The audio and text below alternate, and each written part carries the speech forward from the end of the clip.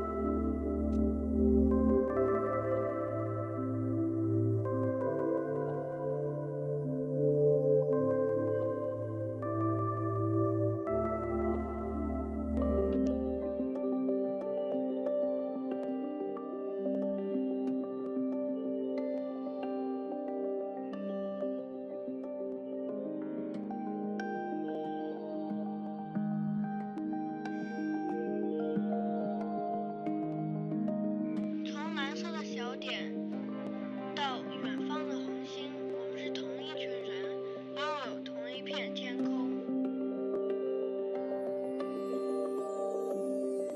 A highlight is Contour, a starlight geologic mood area chronics of endemic of the East. The hyperlumen of the first doors of Daruntak and Earth Gone Earth Asteroid.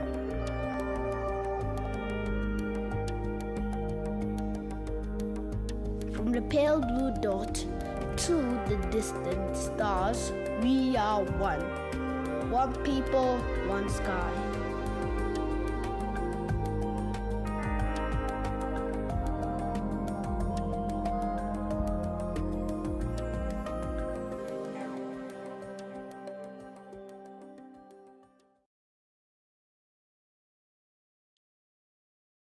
Hello, everyone. I'm Andrew Fazekas, the Night Sky Guy, your host today for Astronomers Without Borders live stream of the Perseids meteor shower. Welcome wherever you're watching around the world. It's great to have you on board and joining this wonderful view of the night sky and seeing one of the most spectacular spectacles that humans can see. And it's a reliable show like clockwork coming around mid-July, around August 11th to the 13th. Every year is peaking the Perseid meteor shower. Now, this is a beautiful sky event that, really is dependent on the show performance in terms of the weather locally, wherever you are. And we're really lucky today because we are broadcasting a feed from one of Astronomers Without Borders national coordinators. He is Jeff Dai from China. And he's one of the world's recognized, foremost astrophotographers out there. Beautiful work that he does. And he's set up now his equipment to show a live video feed from China, and it's being broadcast specially for Astronomers Without Borders so that we can bring it to you live wherever you are around the world. Enjoy it. Maybe you want to cuddle up on the sofa. Maybe you can't get out because it's rainy where you are, or clouded over, or perhaps it's daytime like it is for me. I'm actually located hosting from Montreal, Canada, on the east coast of North America, and it is just now afternoon, 12 o'clock in the afternoon, and it's sunny, partly cloudy. I'm waiting for it to get dark so that I can actually see it myself. But here we are joining our feed. And why don't we just tap in as best we can? Let's see if we can do that quickly and see the skies as it appears in China. Here we are. There is the sky as it appears right now. This is a live feed, so 等一等 sometimes 啊，让大家黑一 it 下屏， depends on 因为我想 how 因为我这 how 个改 the 机比 feed is 较好。 coming in. Sometimes it gets choppy, sometimes it's there, but you can see some of the stars twinkling in the sky. This is in a remote part of China. If you watch the ticker tape below, you'll notice some of the details there about where this feed that you're watching from is originating. So love to hear where everyone is joining. Again, my name is Andrew Fazekas, the Night Sky Guy. I'm here hosting Astronomers Without Borders live feed of the Perseid meteor shower. And it's wonderful to see folks from all over the world tuning in, whether it's on Facebook, YouTube. It's being broadcast on both AWB's channel and the Night Sky Guy channel as well. So hopefully we get as many people as we can onto the party. It's a multi-hour event. I'll be here. You're hosting it for the next few hours, probably at least 2 hours, we're hoping, depending on, of course, what the feed is like. As long as we've got clear skies from China, and currently it is just past midnight there as well. So we're hoping we'll get some good views.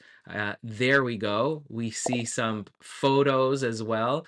Jeff is in charge of the entire feed from China. He's out basically in the wilderness, backcountry there, and I can see some stars. He's resetting, calibrating his cameras right now, so that's good. So we'll wait and make sure that he gets that recalibrated. In the meantime, I'm seeing folks from all over the world tuning in.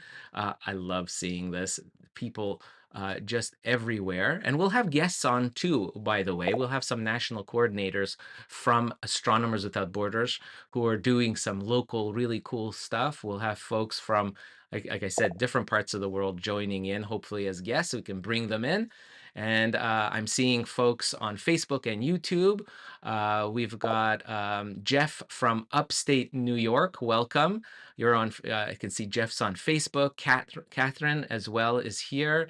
Carol is there as well. Oh, we're rebooting. Let's just reboot this live feed.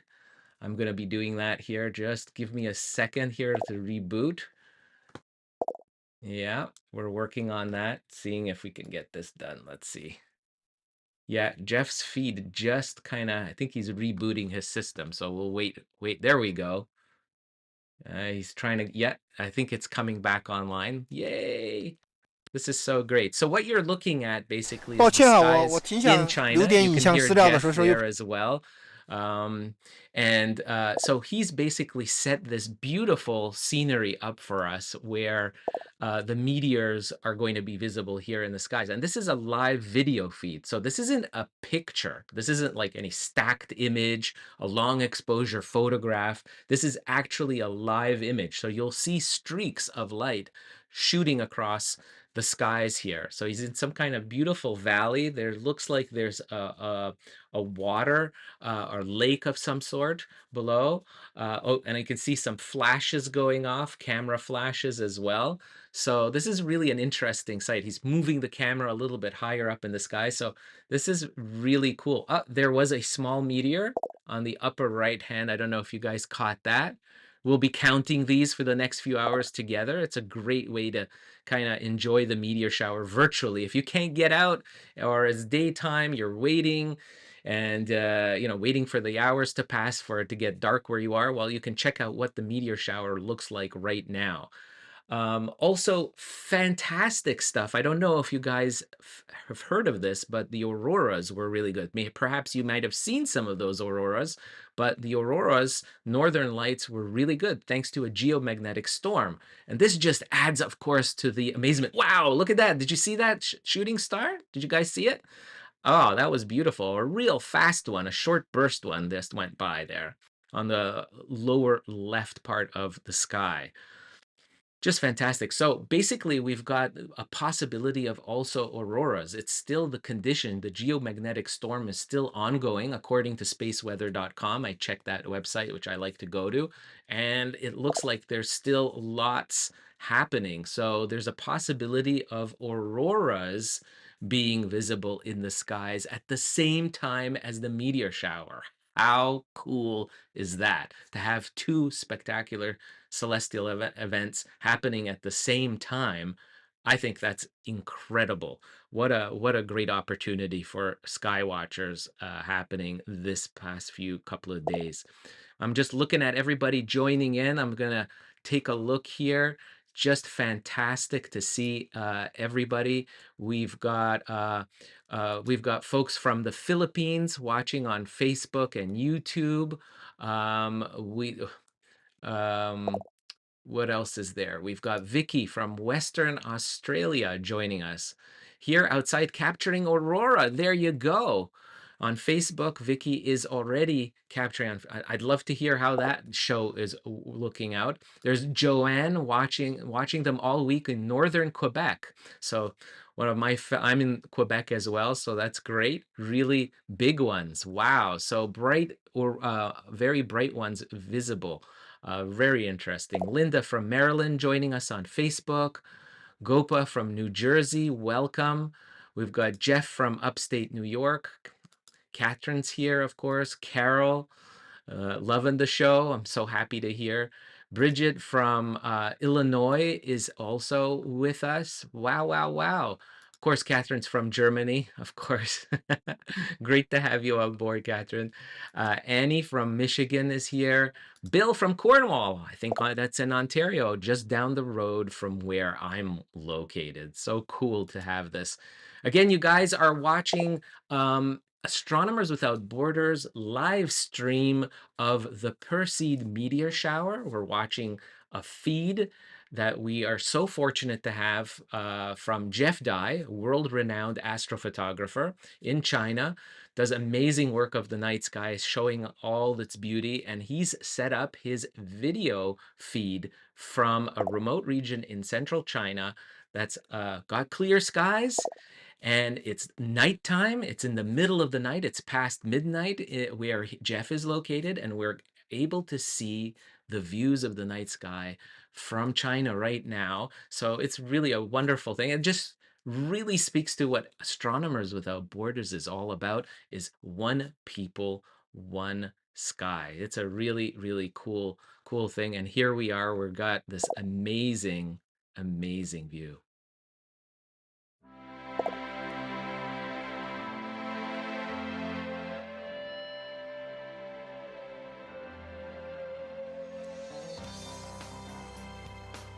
Wow, look at that. Just so cool. We've got stars galore just laid out right before us on the screen. So hopefully you get to watch this on either on your phone or on your tablet, perhaps, maybe on your laptop.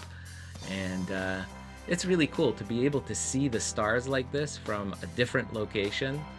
It's really neat. And of course, we're dependent on the internet, of how good the internet is and how strong the lines are for us to be able to bring the show. We might go out a few times. I've known from past experience that when you have a global feed like this, sometimes in a remote region the feed does stop. So that's okay. We'll be around, and we'll be here broadcasting for the next 2 to 3 hours at least, we hope, and until it starts getting light where Jeff is in China. So it'll be neat to be able to see this.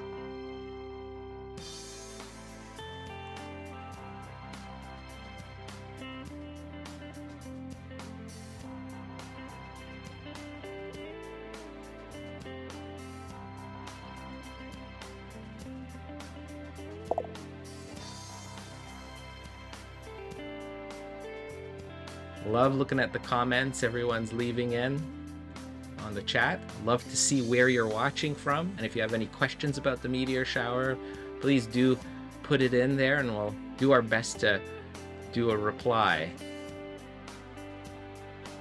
Love to see. Mario says, thanks for sharing. Here in Tabasco, Mexico, it was cloudy. Greetings. Well, that's why it's so great to have one of these virtual shows, right? To be able to see something, at least virtually, and see what the sky has to offer. That's what we're here for. Nice to see you being here, Mario. Mike from Apache Junction, Arizona, is here on Facebook as well. Paul in Guelph, Ontario, watching. Very nice. Isaac says, hello to all fellow stargazers. Hopefully we'll be able to make some wishes.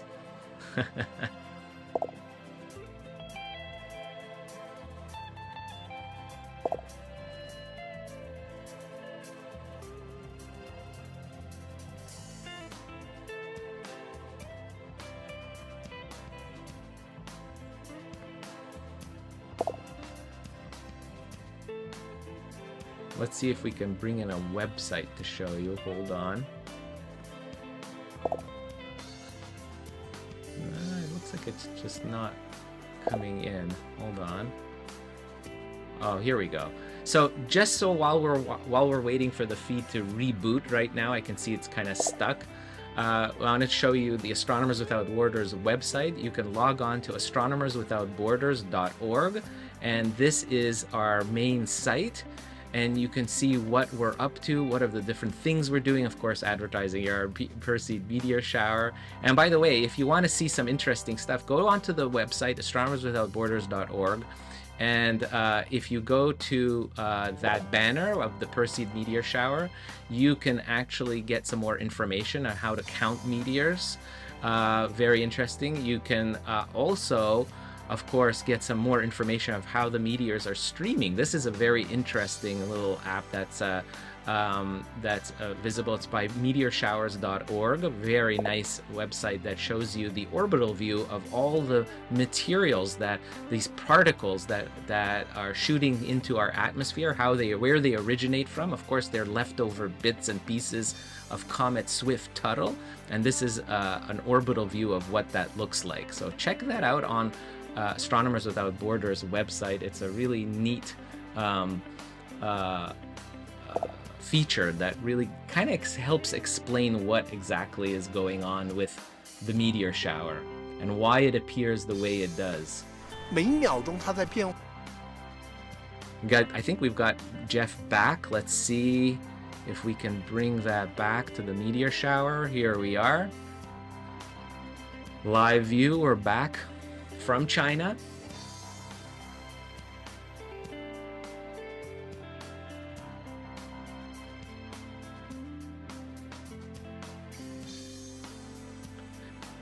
Nicola has an interesting question on Facebook. One question from Italy: what is the difference between a comet of this series of comet and other things coming into the atmosphere? I saw, I think, 2 big events here in Italy last week, one full white, one red, and one blue. Very interesting. Okay, so basically, Nicola, each meteor shower, the big ones at least, are usually associated with a parent object, meaning there's an object that the particles that make up the meteor shower are coming from. In this case, it's the comet Swift-Tuttle. Most of the meteor showers that are around the year, different ones like Leonids, the Aquarids, other ones like that, come from a comet. So a comet swings by the sun. When it gets close to the sun, it gets to melt. It's basically a big, giant, dirty snowball. And then it melts the head of the comet, and a lot of the material like dust and little sand particles, little stones, fly off of, get released from the head of the comet, and then get deposited in a stream of material behind the comet. So it follows, so all these clouds of leftover material from the comet are in clouds behind the comet, in the orbit of the comet. And what happens is that Earth, every year, slams into, crosses this cloud of leftover material. And that is what Earth is being, as it's going through this cloud, the individual pieces of that leftover comet pieces are hitting the atmosphere at very, very high speeds. We're talking of speeds of something like 70 to 160,000 kilometers per hour. It's really incredible speeds. Hard to imagine 100,000 kilometers per hour, but that's the speed of a grain of sand sized particle, and it burns up in the atmosphere very, very quickly. That's what we're seeing here on the screen. Whenever you see a meteor flashing by, you're actually seeing a piece of the comet, right? Comet Swift-Tuttle, an ancient piece of this comet, very small piece that burns up very high in the atmosphere. I mean, these streaks of light that you see are happening like 70, 80 kilometers above our heads, very high up in altitude, and they just burn up very quickly, a fraction of a second. And that's the light that you see, the little streak of light.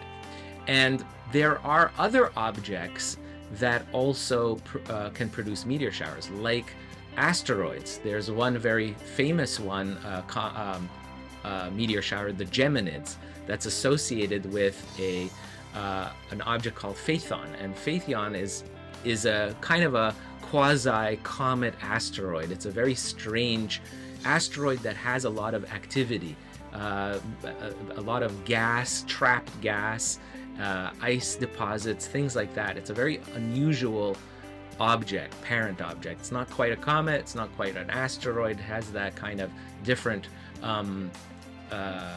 characteristics. But those are basically, you have this parent object that creates the meteor shower. Now, Nicola, you mentioned colors. Now, the colors of the meteors are also related to what kind of material the meteor is made of. Is it made out of metals? Is it a stony meteor?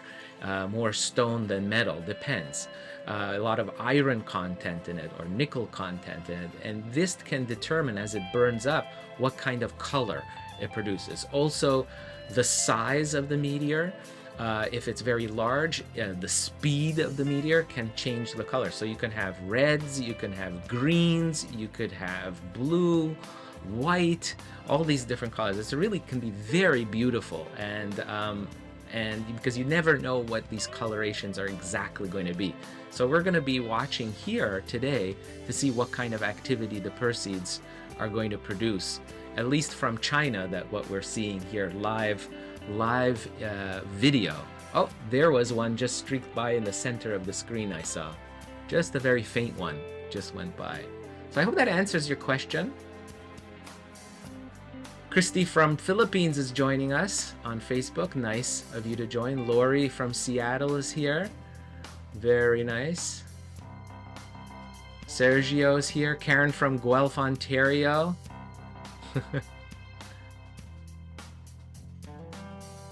Melanie says, where I live in town was too many lights. I don't have a car, so I could not go for a drive to see them, but enjoy everyone's pictures and reactions. Yes, it's really neat to see what people are doing, willing to go out and do the extra mile of being able to see the meteor shower from a dark site. But I have to say, if you're stuck even in the city, you can still get a great show. Oh, look, did you guys see that? There was a meteor right in the middle of the screen. Fantastic stuff.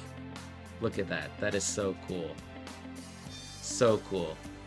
So basically, you can see meteors even in the city. You might not see the entire meteor shower. And remember, the Perseids, you could see anywhere from, say, 20 to 100 shooting stars per hour during peak hours, like we are right now. We're in peak hours condition right now in China. It's after midnight, and this is the darkest time of the night, and the moon is already below. Oh, there was another short meteor. Did you guys see that on the right hand side near the hill there? Beautiful short little green one. This is fantastic. They're just some amazing views. So getting back to the viewing meteor showers, you can watch it even from the city, but try not to have any direct lights into your eyes. Very important because you get blinded, and it takes about 20 to 30 minutes for your eyes to adapt to night vision, to get your darkness vision, and then you can see a lot more. Even the fainter shooting stars will be visible to your eyes if you protect your eyes from light. So of course, guys, you know what that means. Be careful of your smartphones, right? You don't want to watch the screen on your smartphone while looking for meteors, because it will blind you. That light from your smartphone will blind you. So to get the best out of the shower, make sure there's no lights turned out. Oh, there was a slow meteor. Did you see that? On the left hand of the sky. On the left side of the screen, I saw that. Beautiful. If you can put this on your television, this view, that would be even better on a large screen, of course, definitely.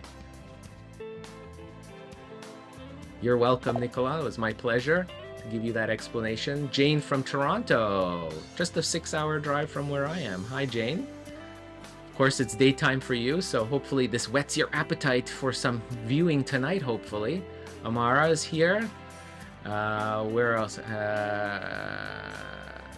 Oh, anyone know the times for northeastern United States?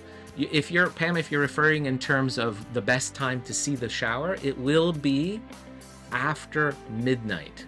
After midnight into the early morning hours is the peak time to watch the shower. But I'll be honest with you. So look, there was a green meteor went by there. I'll be honest with you, Pam. You look at that beautiful one, guys, on the top left corner. Wow. Did you guys see that? It was gorgeous. So basically, Pam, you can start watching as soon as darkness falls where you are in northeastern United States. So as soon as it gets dark in the next, because you're in probably the same time zone as me. I'm in eastern Canada, just north of New York City, where I am. So, you know, around 9 o'clock at night, you can start looking for meteors, and then it'll start getting much better around midnight and later. And don't forget, the moon is still up until around midnight. If you wait until the moon sets, you'll have darker skies and get better conditions, definitely. So stay tuned for that. You're welcome, Pam. I hope that helps. Storytime from Malaysia. Welcome on YouTube. Great to have you on board, Storytime. Lior from Israel. Very nice. Lior, thank you for joining. Wonderful to see folks from all around the world. And by the way, a little heads up, I'm going to have a special guest from Israel, actually. One of our national coordinators at Astronomers Without Borders, who will be joining us, and we'll get to see a little bit of their skies as well.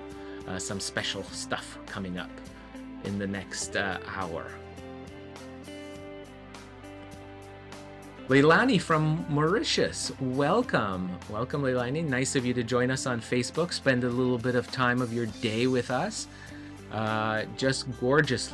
Mauritius is such a beautiful, beautiful part of the world, and I'm sure you have some good skies there too. Mel from Dubai, watching us on YouTube. Hope you're enjoying the show. We've seen some beautiful meteors already, shooting stars. Plenty to make wishes on today.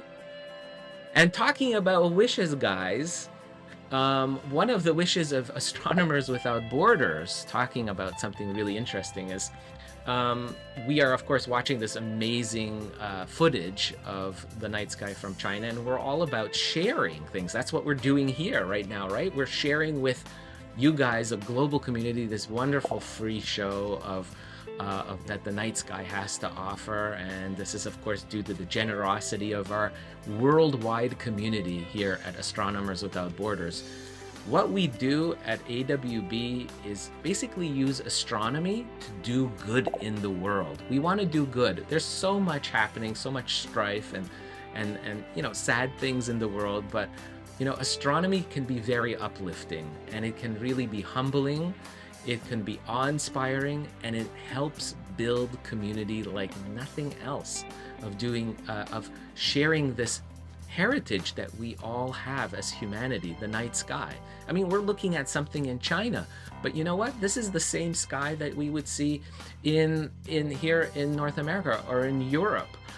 You know, this is really exciting to be able to share this online. And so Astronomers Without Borders does this with different things. We send resources to underserved communities around the world, and allow others to share in exploring the night sky with other people and share that experience. And one of the things that we're really involved in, very excited about, you might have heard, is our eclipse glasses recycling program. In North America, back just a few months ago on April 8th, we had a absolutely beautiful total solar eclipse on the North American continent. Folks in Mexico, United States, and Canada experienced a total eclipse of the sun. And of course, to view the eclipse of the sun, you need special glasses, right? You need those eclipse glasses. I don't happen to have any with me right now, I don't think. But eclipse glasses, as you know, is something that you need to safely see it. It's a very simple cardboard mylar film instrument, but it's made exactingly so that you can safely see the solar eclipse without damaging your eye vision. But unfortunately, many people around the world don't have access to this simple equipment, and it's out of their reach simply because they don't have manufacturers, they can't afford it. And imagine, there are millions of people who are in the path of total eclipses of the sun, partial eclipses of the sun, and they're not able to safely view it. Especially for children out there, it's a very inspiring type of event. And here at AWB, we want to share it. And one of the ways we do is by recycling eclipse glasses that are gently used or unused. We vet them individually, we check them to make sure they're safe and they're in good condition, and then we repackage them and send them to different places in the world for those folks who need them. So there'll be teachers, schools, libraries, planetariums, all kinds of events that are being held by public events, so in different parts of the world. And there are a couple of new places we are planning on sending, and we're currently actually sending is in South America, Argentina, and Chile. We're sending glasses for the October solar eclipse that's just a couple of months away. We're sending glasses, tens of thousands, to South America. We're also sending tens of thousands, if not more, to Africa as well for the March total eclipse in March next year. And we're looking beyond that too, into 2026 and 2027. We have collected literally millions of glasses, and we have hundreds of collection centers scattered across North America, and with thousands of volunteers working within our community, helping each other in making sure that they collect the glasses properly and vet them, check them in each glass of the millions of glasses are being checked individually and then repackaged and being prepared for shipping to different parts of the world. But we can't do all of this good work without the help of folks like you, of volunteers and people out there, the generosity of people. And so we're looking for fundraising here today in being able to fundraise for the shipping of these solar eclipse glasses to different places in the world. And every dollar counts. For a cup of coffee, basically the price of a cup of coffee on Starbucks, you could send literally hundreds of glasses to different parts of the world. So if you're interested in being able to support, we'd love to have you be able to support us. And you can do that on, you can see, if you go to the Perseids webpage, you'll see a link to our PayPal donation page, and you can just donate a few dollars and it would make a world of difference. And you can actually be pivotal in sending glasses to South America and Africa for the next two eclipses, the one in South America in October and the one in Africa in March. So really, really amazing stuff, and every dollar counts. I'm gonna be able to share a link in a few minutes with you here. Let's see if we can do that. I'm gonna see if we can put that up. Here is the link. And you can check out the information on our website as well, where glasses are going, what this recycling eclipse glasses program is all about. But we've basically been sending these since 2017. There was another eclipse in North America, and we have collected well over 10 million glasses from across the continent. And this is being done on a wide scale with hundreds of collection sites, schools, libraries, individuals, private companies, public offices, municipal governments, universities. There's so many different individuals and entities that are helping us. It's incredible, and it's really helping build community unlike anything else in the United States and Canada that astronomy has ever seen in amateur. This is the most viral amateur astronomy program for charitable work in history in North America and this scale. So, and it's all thanks to folks like you who've helped donate their time, a little bit of money to finance this effort of getting these glasses checked out and shipped to all these different places. So I love to see your comments. Check out the link, and if you have any questions, feel free to ask them. We're here, and we're watching the video feed from China. Lots of really cool things happening, that's for sure. And here you can check out the donation page just so that you'll let me see if I can get that here. Let me see, that's not the one. Nope. Oh, weird. Let me see if I can do that.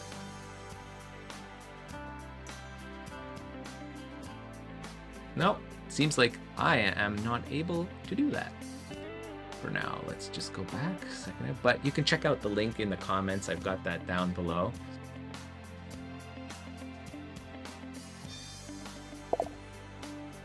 Checking all the comments out there.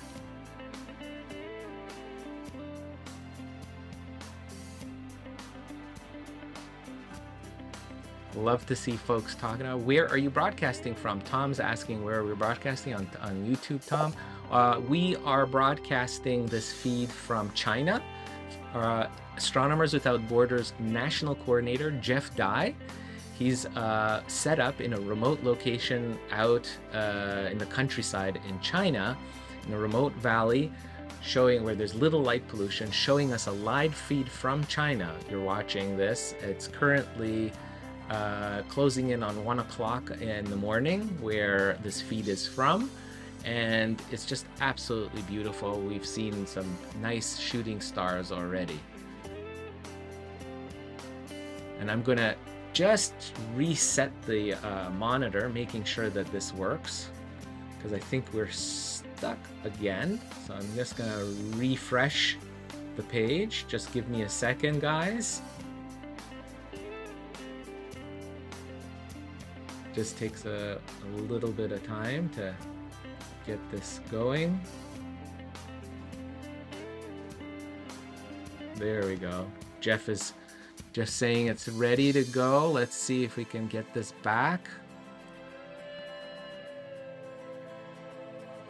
Hold on.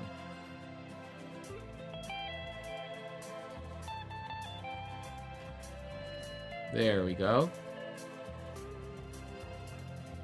So we're watching shooting stars of the Perseids. How many? We're right now in the peak time in China where this feed is from. Anywhere from 30 to over 100. Whoa, look at that one. A beautiful green streak right there coming across our screen. Look at that. Wow, wow, wow. This is great stuff, guys. Great stuff. Beautiful. I hope you're enjoying the show. And please leave in the comments where you're watching from, and if you've seen any meteors, perhaps where you are. Oh, Tom's asking if the red glow is from auroras. It could be, I don't know. Jeff hasn't said so, but it is possible because I think the geomagnetic storm is still going on. I'm just gonna check to see, hold on, what space weather is telling us. I love checking spaceweather.com. says it's still on. A G3 class geomagnetic storm has intensified to a G4. So definitely, I think that's a good possibility that red glow could be from auroras. It looks like definitely there's distant glow, maybe from light pollution, I don't know. But the red looks very suspicious. Lucas is asking where this is from. This is from China. So you can see in the ticker tape below where we're getting a reboot. I think let's see, the feed from China is rebooting. Just give me a second. Yeah, there we are. You can hear it. Jeff say, yeah, there we are. So we're back live. This is good. So yeah, this is from China, and I think that there's another meteor. So we're getting some meteor pickup in activity because this is after, of course, this is after the local midnight, and that's when it picks up. The glow from the moon is also gone because the moon is out of the sky. Look at that, just gorgeous. I love seeing these. Never gets old seeing these shooting stars. Just gorgeous. Oh, there's another one in the upper right. So we're getting activity almost every minute. Definitely there's a shooting star that's visible. And remember, this is a camera view of just one section of the sky.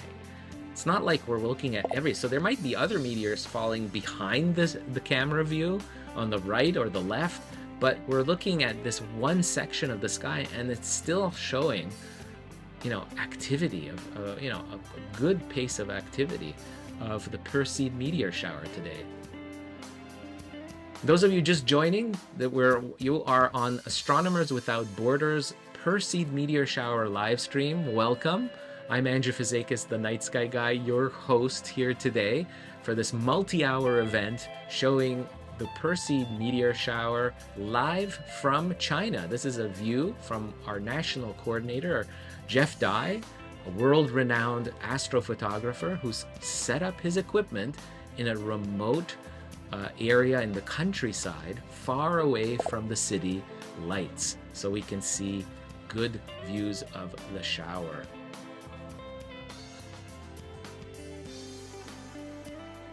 Carol from Ontario, welcome, fellow Canuck. Oh, aurora's happening, Vicky says, in Western Australia. That's fantastic. Wow.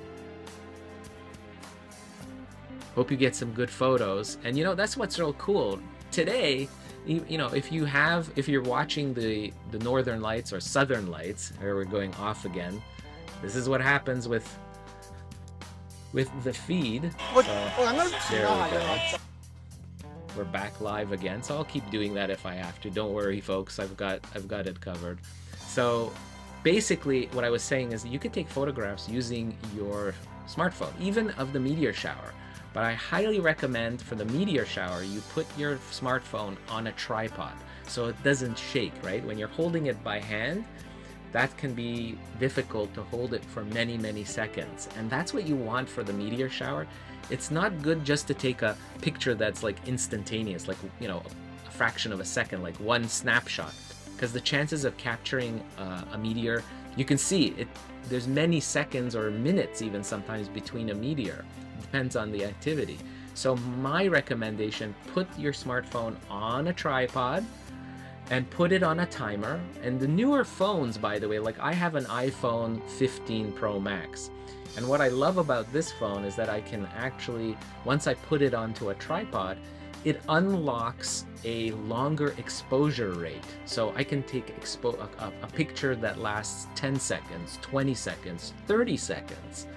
And by that, I increased my chances, right, of capturing a meteor that streaks across the sky. So in 30-second exposures, in that 30 seconds that the picture is being taken, I have a better chance of capturing one of those streaks of light. So to do that, sometimes you have to put it on a tripod to unlock that feature in your phone. So I recommend you try that. It obviously depends on what smartphone you have, but I know the newer iPhones do have that feature, like iPhone 12, 13, 14, 15. those ones definitely have that feature of unlocking the longer exposure rate when you attach your phone to a tripod or just put it somewhere where it's sturdy, right? So you're not just holding it by the hand, because it can detect that shake. There's another one right there. And so you unlock that feature. Also put it on a control timer, the timed exposure. So you set it up, and then you set up your picture, and then you put it on a timer for 3 seconds or 10-second delay. And that 10 seconds basically would give you the time for, after you touch your phone, it stops shaking, right? It all dampens out, and it gives you that nice rock solid view. So that really helps a lot. And play with the exposure rates. You know, take 10 seconds, 20, 30 seconds, and then of course, many photographs. Just keep taking as you might want to, you'll probably take hundreds of photographs over the course of an hour or two, and that's okay, because some of them you'll throw out, and there'll be a few that will probably have some really beautiful photos of the meteor shower, of some streaks of light, of actual individual meteors that you've captured on the phone, on your photographs. Also, set up your camera so you see something of the ground as well. So that you can see here what Jeff Dye has done. He has placed his camera in such a view that we see not only the sky, but we see the earth as well. In this case, we are in a valley with 2 hills on either side, a very unique position, right? And you see even a lake below. And you can, if you look carefully at the lake below, you can see the water. In the water, you can see the reflection of some of the stars. So this makes it an absolutely beautiful framing of this video. In this case, it's a video, but a picture like this is really gorgeous, of capturing one of these meteors that streak across the, in between the 2 hills in the valley, above the valley. So it's a beautiful view. You can see right there, Jeff is showing us the reflection of the light in the lake. Isn't that absolutely beautiful? I think it's just gorgeous. So Jeff's playing around with the camera here, showing us different views, but with a smartphone, you can take some beautiful photography like this, and highly recommend it.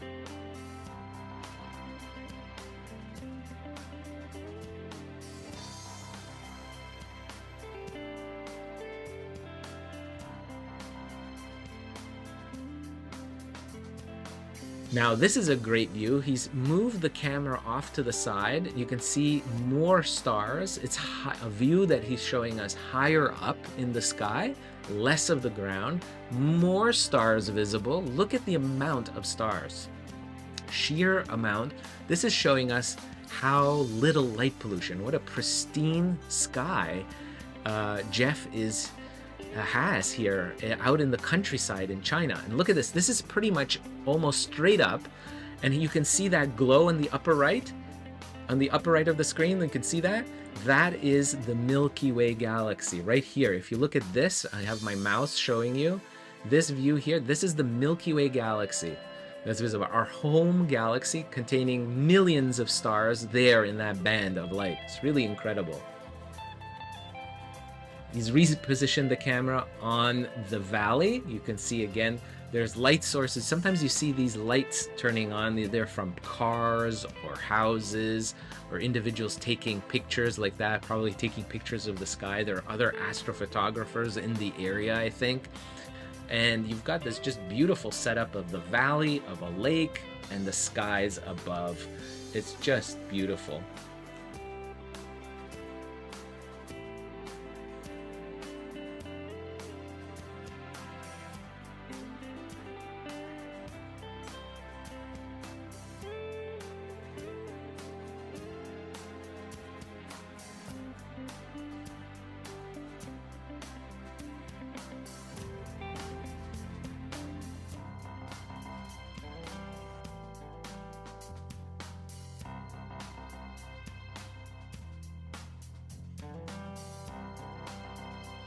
I think we gotta reboot it. Hold on.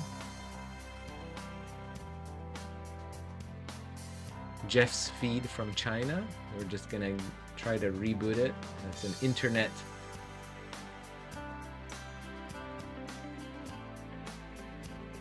Yeah, there we go. It's coming in. Just give it a second.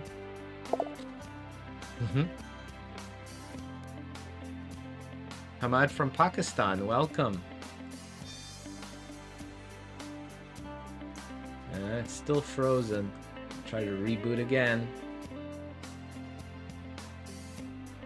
You have to remember, this is from the countryside, a very remote location in China where this feed is coming from. So sometimes it does come out. And so we reboot. Hopefully we'll be able to get the feedback. Waiting.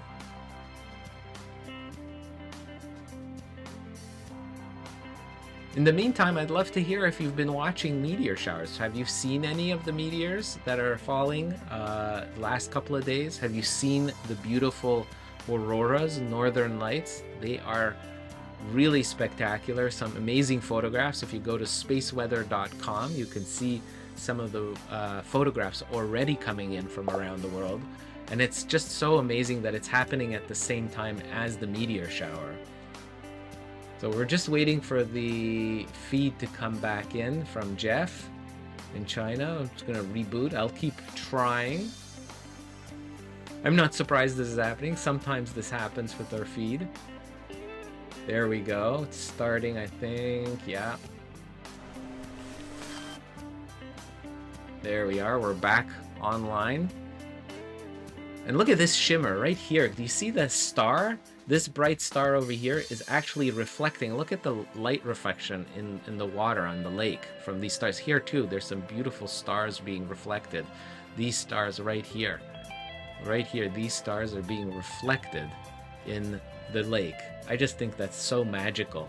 That shows you how pristine the sky conditions are, to how sensitive Jeff's camera is. I don't know exactly what camera he's using, but it's just gorgeous being able to see all this detail. And we have Brenda from Switzerland. Haven't seen anything yet. We've had night rainstorms, hoping tonight for a beautiful view. Yes, cross fingers, Brenda, that you get some clear skies where you are.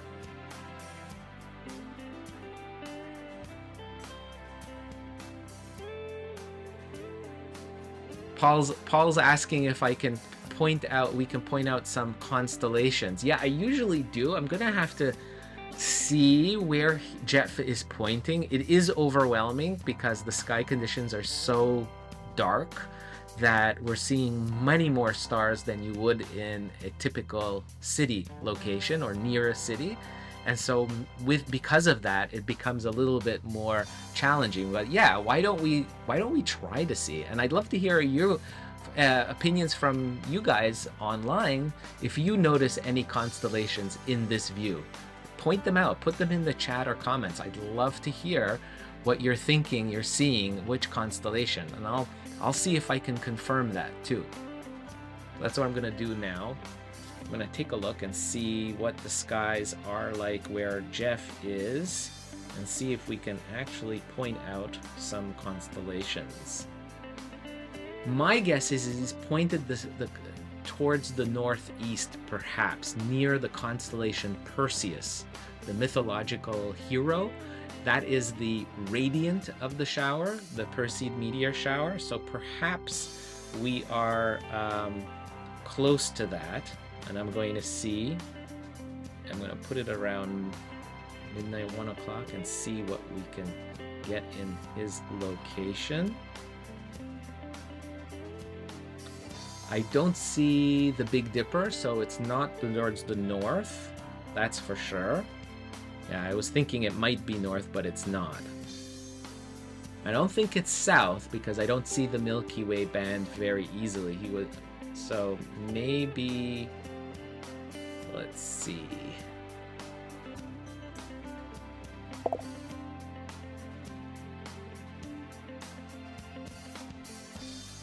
You're welcome, Brenda. So happy to hear you like the posts. It is a lot of fun. This is a lot of fun. Stargazing live with all of you folks. Thousands of people everywhere around the world. Hey, listen, guys, just very quickly, again, a little bit of talk shop here. If you guys like this broadcast, you're enjoying this live stream, This is by Astronomers Without Borders, a registered non-profit, a charity. We do good in the world using astronomy. So it's a charitable organization. We send telescopes, we send STEM education materials, we help teachers teach astronomy and science in different parts of the world. We help amateur astronomers do public outreach events. And one of the big projects we're currently right now fundraising for is our eclipse glasses recycling program. And every dollar counts to help pay for shipping of thousands and thousands of eclipse glasses to different parts of the world that have solar eclipses coming up in the near future. And if you can spare a few dollars, that would make a world of difference. It helps pay for shipping of glasses around the world. And so here I'm just going to put a link and you can learn more about our program, Eclipse Glasses Recycling Program. We've collected millions of glasses and we are working towards packaging them into boxes properly, safely, being able to ship them to different places. And it costs money to do all that good work in the world. And we want to provide safe views for folks in different parts of the world of viewing the solar eclipses, which happen on generally about every 6 months somewhere in the world. So coming up is in Chile and Argentina, we'll have eclipses in October, and in March, Africa, parts of Spain and England, and even here in North America, there'll be parts in Atlantic, northeastern North America will also see bits and pieces of this partial solar eclipse that will happen for most people, and literally tens of millions will see a partial eclipse in the coming months. So if you can spare a few dollars, would make a big difference. Thank you very much. Video is stuck again. All right, thank you very much for that, Modes, for mentioning that. So this will happen from time to time because we're getting this live feed from the countryside in China. And sometimes it just goes out, depends on the live feed. And I'm in Montreal, Canada, so literally on the other side of the world where I am, and hosting this event. So bear with us, it happens sometimes, a little bit of a delay. See if we can do it. Keep refreshing, trying to get that feed from Jeff working.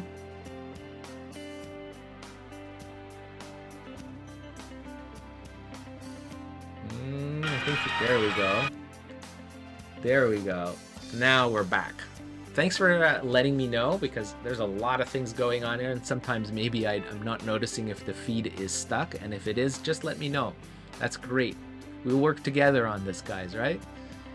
Lindsay, hoping it remains clear here in south of Ireland this evening. It's a wonderful way to celebrate my daughter's birthday.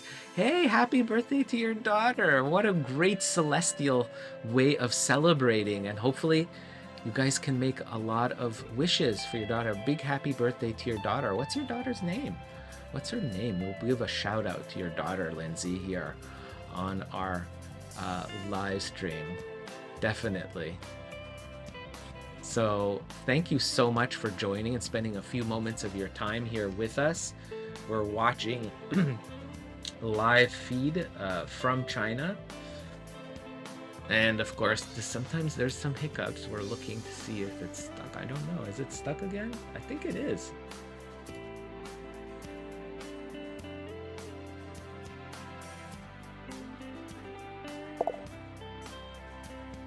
Emma. Well, happy birthday, Emma.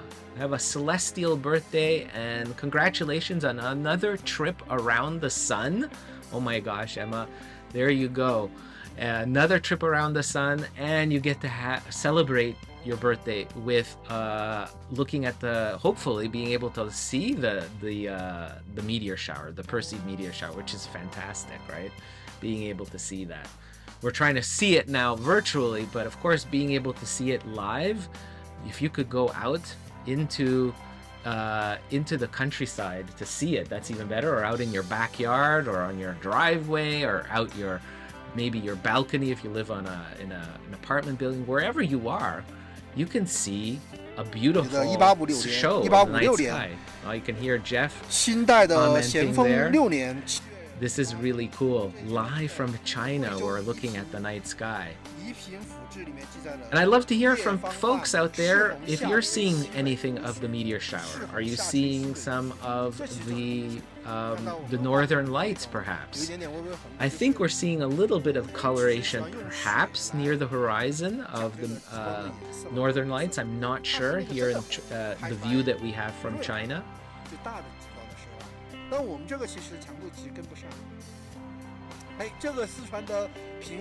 another meteor. Did you guys see that? That was a beautiful one. I'm just going to go and see if I can find out more about the constellations. I'll be back. Enjoy the view. I'll be back in a few moments. Oh, that was a beautiful one. Oh.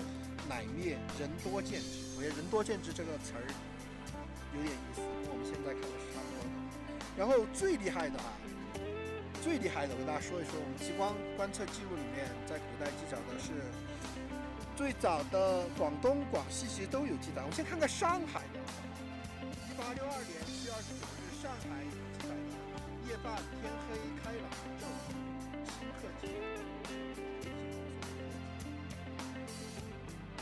广东1872年的广东饶平县志广东的记载是夜光。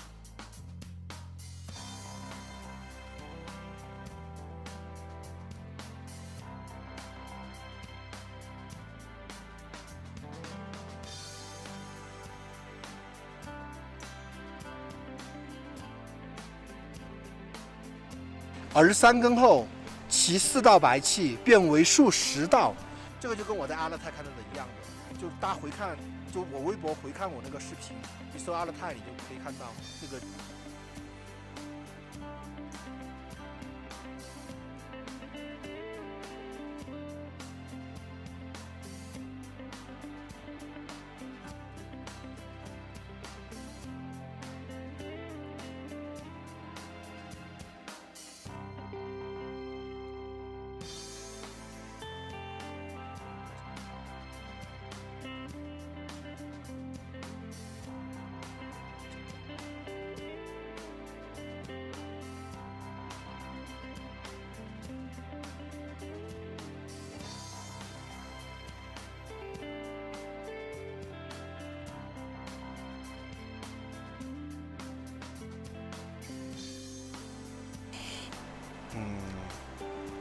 好，我们又来看跟刚才有点像的哈，这个是清代的1205年，就1800年前的。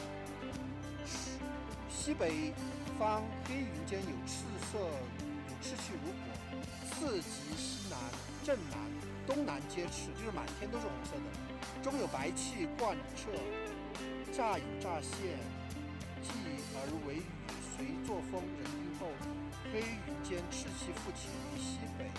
正西、正东、东北往来游弋，内有白气数道，时复出没，其赤气又满中天，约4根接上。这个很厉害，这个是大极光。但这种描述我觉得很真的，就是那个极光光柱的移动变化。但他说整个南方都有。其实我当时在阿勒泰朝南银河方向也拍到了一点极光，但是偏 SAR 了，这点运气。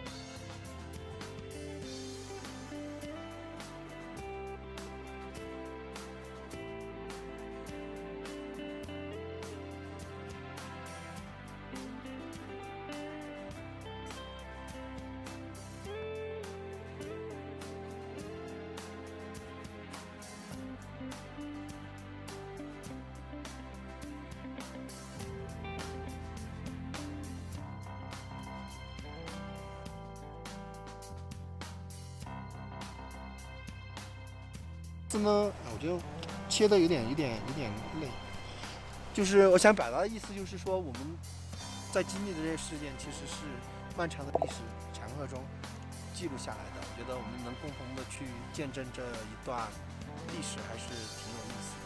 谢谢直播间的朋友们。然后有朋友跟我说，刚才在放《追光者》这首歌的期间，有将近10颗流星，厉害！好，我们听歌吧，不听我唠叨半天了。但我现在看看大家的评论啊，这个唠叨感觉怎么样？有点扯，一会儿听流行歌，一会儿要来聊历史，天南地北到处走，是不是？都凌晨1点了，天涯共此时，可以哈。好，可以，我们就听歌，然后听周杰伦的歌。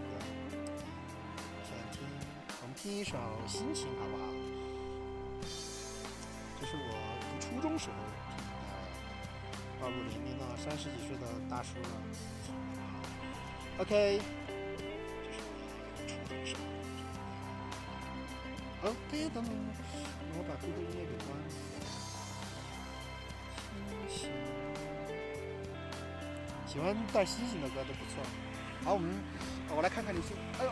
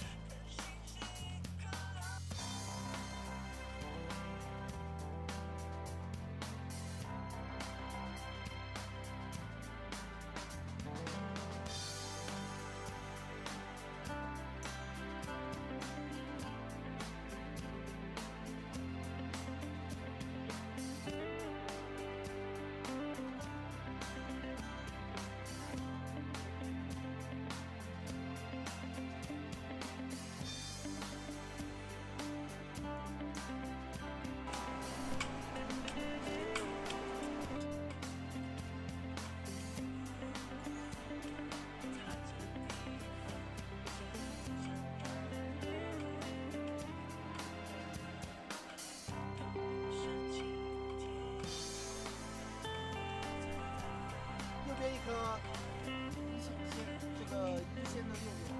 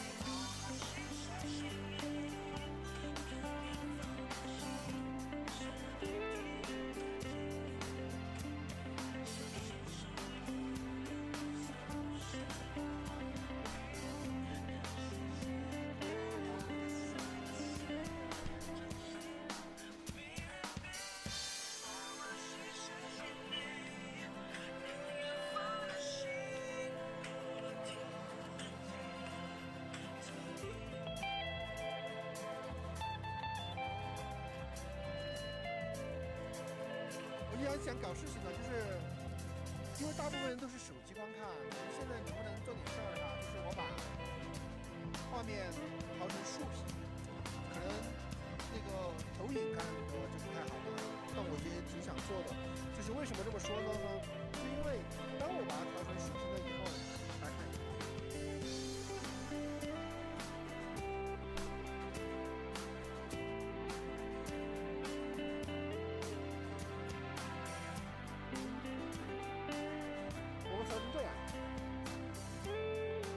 然后呢，就这个有意思的是什么呢？就是两边黑的山少，然后两边黑的山少了以后，你看嘛，上面的那个流星不是出到了吗？对不对？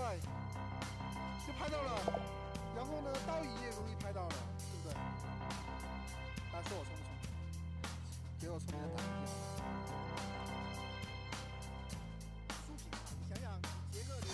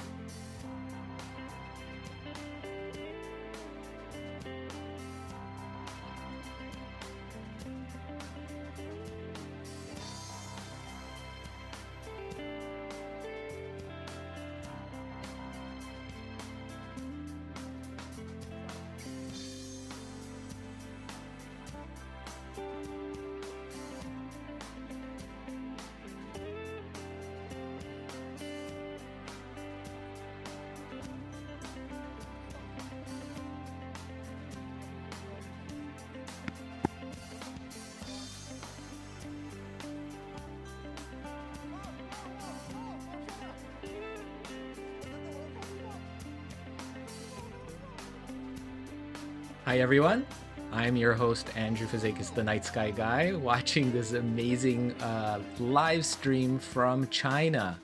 Just a beautiful video, actually live views of the sky, seeing streaks of light, which are of course the meteor shower streaking across the skies in central China.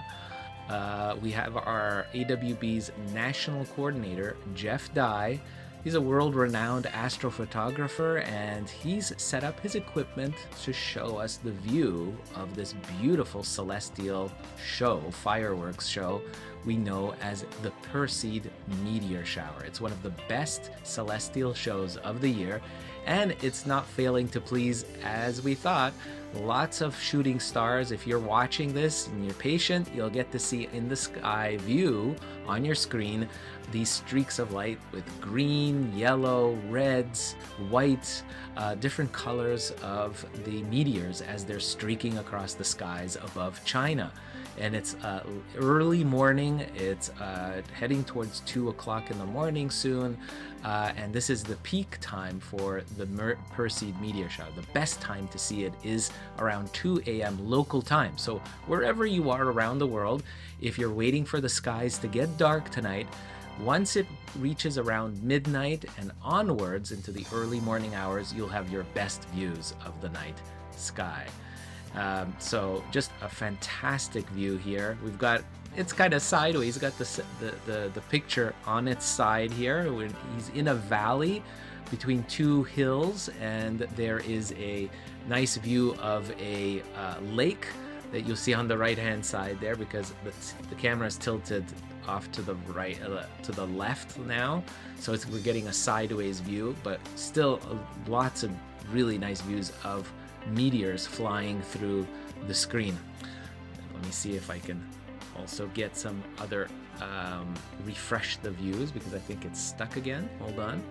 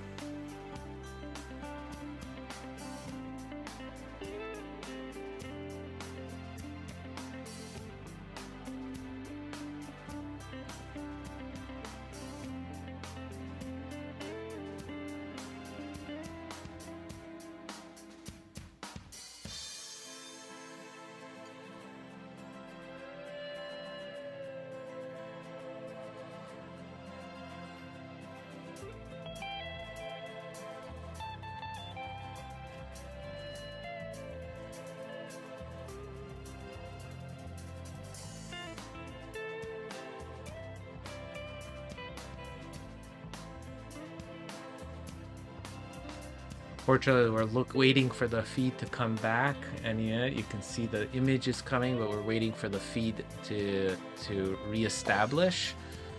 Hopefully, we'll get some views in shortly. Live views back from China. Jeff Dai, our national coordinator there, is out in the backcountry, out in the countryside where it's dark, and probably the internet isn't the most stable necessarily, apparently, but we'll get there. Looks like we might get some views. Here we go. There we go. We get some views coming in again. Live views. You can see that it's live and tell by how the stars twinkle. You can see how they're shimmering, and the water on the right hand side, that's the reflection of stars there, so you can see them shimmering and twinkling. That tells us that the video is actually live. And of course you can hear voices. That's Jeff and his friends there, family there with him. See, Jack is online from Sylvan Lake, Alberta. Nice to see you there.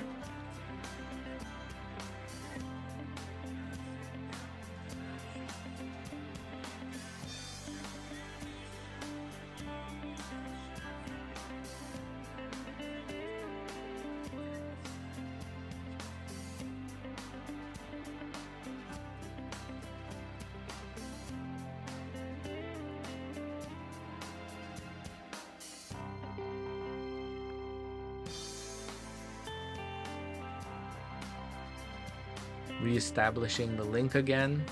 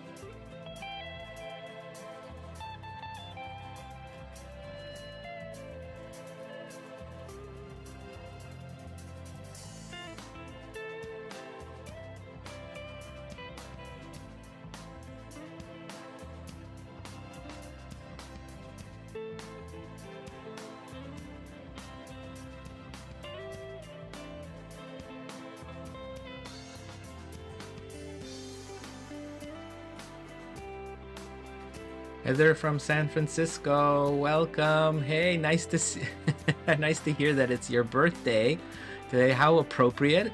Hope you're having a wonderful birthday. Congratulations on another trip around the sun. Hey, there you go. You made it another way, or another trip, another orbit. And yeah, it's your birthday fireworks. How cool is that? Having the Perseids as, to celebrate your birthday. It's awesome. I hope it does clear up for you. I know San Fran tends to be not the best place, but hopefully you get to see one or two shooting stars, maybe a fireball. There are chances for that, of course, because we are at the peak date today. So Heather, I hope you have a great day today.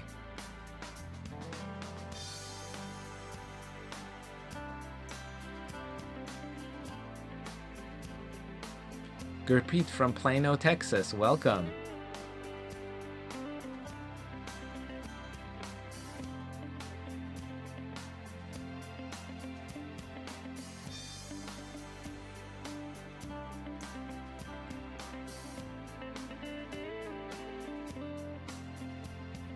So great to see everyone from around the world. Make sure you put in the chat where you're watching from, some of your questions about the Perseid meteor shower, or the auroras, the northern lights. They're also up there, visible now. Supposedly we're in a very strong geomagnetic storm condition, and there are chances for tonight to see more northern lights, or southern lights, of course, depending on which part of the world you are. If you're in the northern hemisphere or southern hemisphere, there are opportunities depending on how close you are to the poles of the planet of seeing auroras. But they tend to be very strong today, so that's a good sign.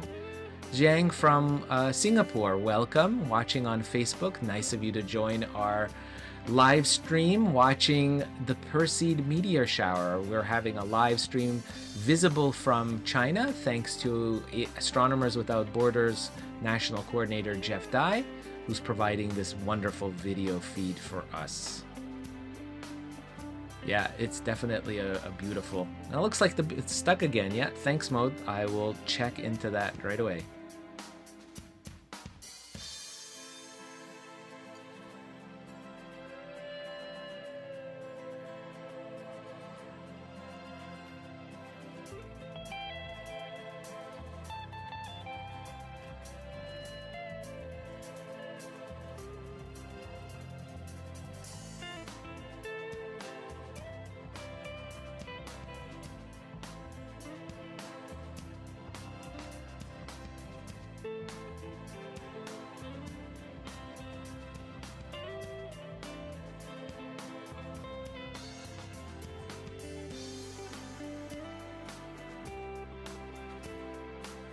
Ardra is asking, is the meteor shower visible from India? Yes, it is.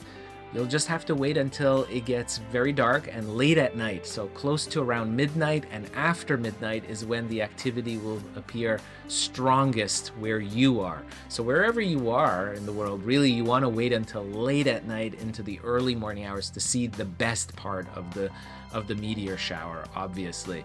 So darkness makes a big difference. Being away from the city, light pollution can really affect how many shooting stars you see. So the darker your skies, the better.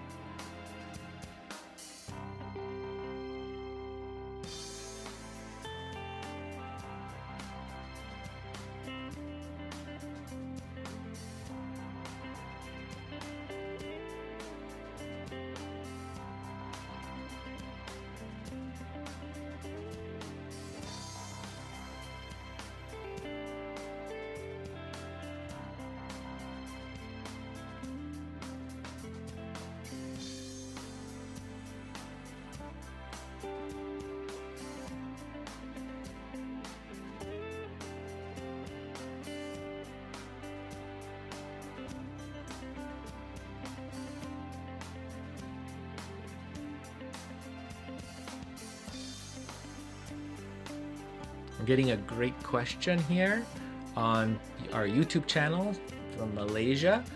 I'm wondering what the occurrence that we can get to see another Perseids meteor shower. Is it 10 years, 15 years?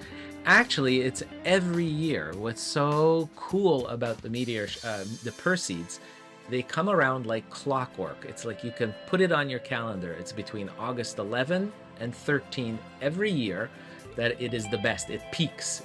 Now it starts like in the last week of July, really, and it ends in next week in like middle of August, like the third week in August.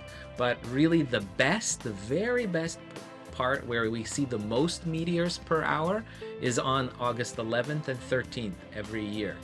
And so you don't have to wait long. What changes from year to year, however, is the sky conditions of how good the sky is for us to see the Perseid meteor shower. And that is all related to the moon.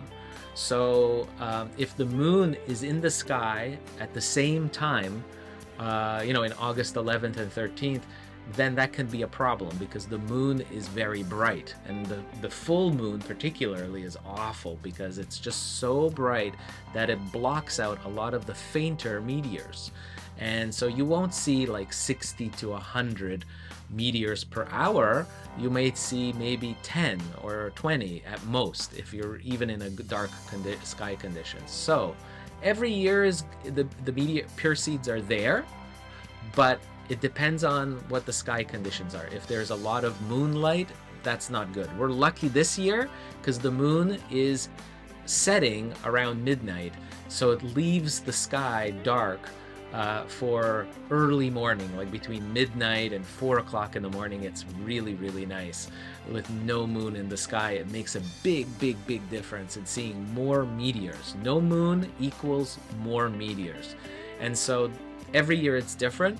But this year is really good. And also, of course, clouds, right? So if you have a lot of clouds, or you're not in a good sky, and that can make a big difference as well. There are other conditions too, but these are the most important. The other conditions are like what part of the cloud of debris that's left behind by Comet Swift-Tuttle do we actually hit during the peak time. Sometimes it's a very dense part of the cloud, lots of little stones that hit Earth's atmosphere that we see lots of. Sometimes we don't hit the center of the cloud. There's a little bit less. So that also makes a difference. But that's not as important as, of course, the sky conditions with the moon being there. That's really the big determining factor. So every year it's there. And so hopefully you'll get to get a chance of seeing some tonight.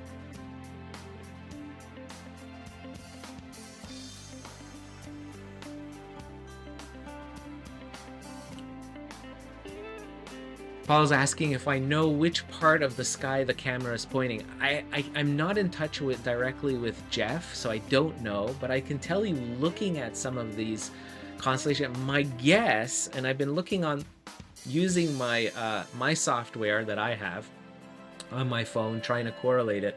I have a feeling it's looking towards the southeastern sky. That's my guess, because there's not many super bright stars in this part of the sky that Jeff is pointing the camera that we're looking at.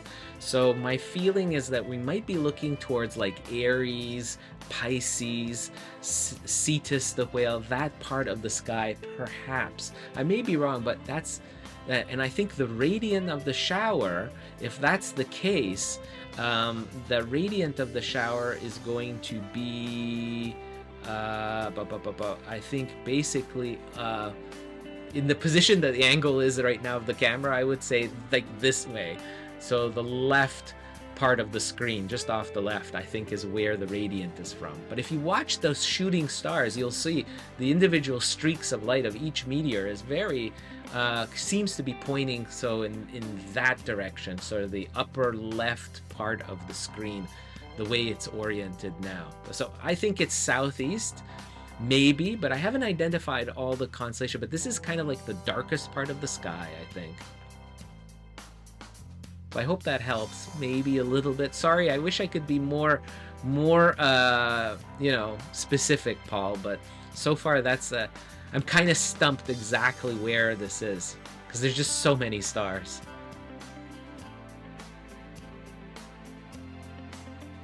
Oh, Hartini is saying on Facebook that they've agreed that 100% because I can see from Australia every year the Perseids. Eric is saying hello on Facebook. Welcome. Nice of you to join. Bath is also there on Facebook seeing. I see Aunt Marie from Cape Town. So it's getting late there where you are, of course. Cloudy skies. Oh, that's a bummer. Too bad. Outside for hours last night for some action, but nada. I see what you mean. Yeah, definitely. Well, I hope that this live stream helps in viewing at least you get to see some of the meteor shower virtually. It's not the same. Obviously, if we can go outside personally to see it, it's way better, but at least you get to see some of the show thanks to the internet, right? So I hope you had a good evening. Oh, Suna is here. It's been a long time. Good evening from Turkey to all the people who share the same sky. Absolutely, Suna.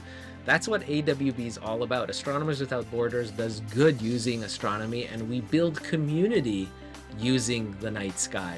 The night sky is the shared heritage of all of humanity, and that's what we're here to celebrate today. Use it. Probably one of the best ways to do it is a meteor shower, I think. Eden's there from Israel. Good morning and evening. Yes, hope to see you soon on the show, Eden. Oh, we've got a comment on YouTube. Wantika from India. Varanasi from in India. Is it visible from there? Yes. You'll have to wait until it gets dark and probably until around your midnight. So 12 a.m. and into the early morning hours is the best. Now, once it gets dark, you can start watching, looking for them, but there won't be as many. There'll be more later at night. The later you stay up, the more you will see more shooting stars you will see. That's for sure. Leslie on Facebook chiming in from England. Nice clear skies tonight. Hopefully we'll get to love the feed. Thank you. You're most welcome, Leslie. I'm so happy you could join us.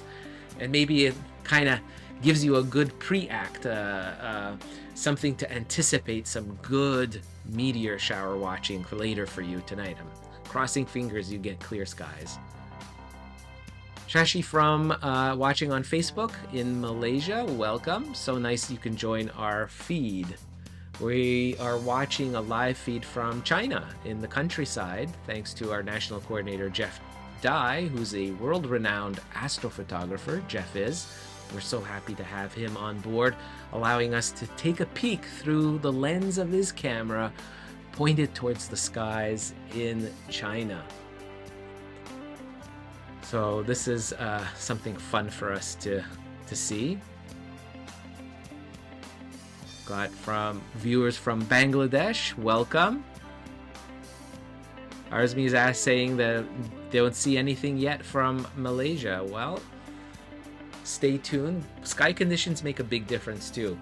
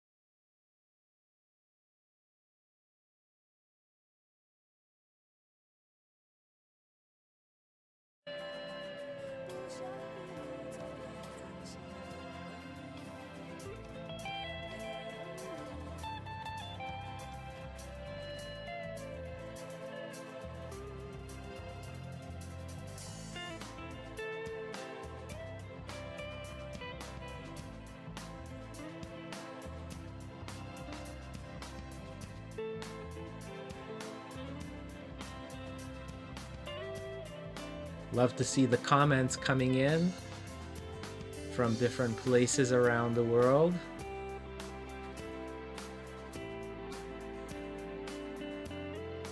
Dan Austin is saying too much in San Antonio, Texas. Only saw one. Too much light. Of course, yeah. Light pollution can really affect your views. That's for sure. Hi, Isabel. Nice of you to join us on Facebook. Eden says, never saw so many meteors in a short time like this, Jeff. This is fantastic. So big shout out from Eden to Jeff Dai, our national coordinator in China, for his wonderful feed. So nice. Eden, of course, is our national coordinator here at AWB for Israel. Another wonderful astrophotographer and avid member of our community. Sheila, hello from California. Sheila's watching on Facebook. We saw 2 at 10:30 p.m. last night, none in the next 90 minutes, and went to bed at midnight. Haven't seen posts from the US Facebook sightings. Did you hear how it was?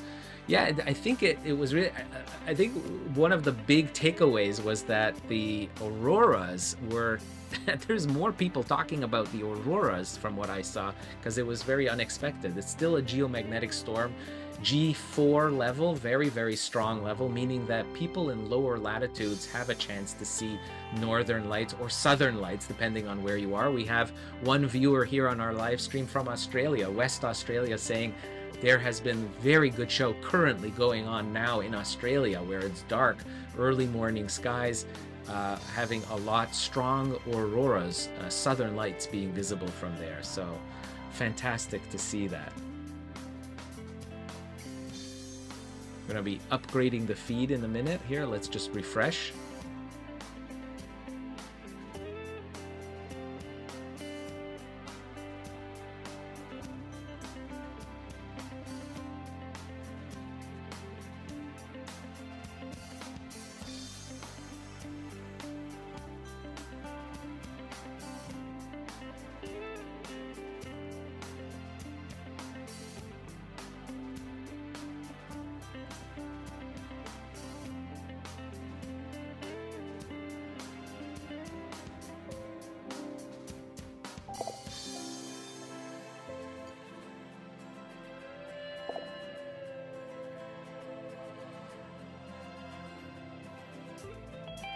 Fatine is asking if it's live. Yes, we're watching a live feed from China.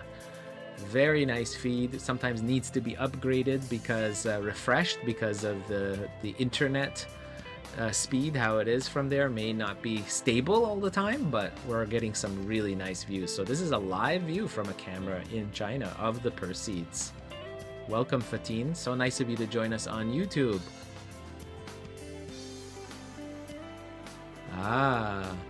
Menti says, it's amazing from South Africa. Never even thought I would ever see something like this. Isn't it cool? It's neat. And being able to share it with folks everywhere, right? This is so cool. Everywhere around the world, we're really, sharing something special here, isn't it? Views of the night sky.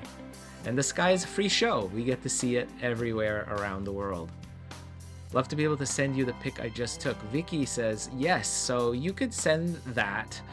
You can share it on our Facebook page, for instance, at Astronomers Without Borders on Facebook. And also you can share it on Twitter on our account AWB_org. We're on Twitter, or X as it's called now. We're there, so you can share it on those accounts.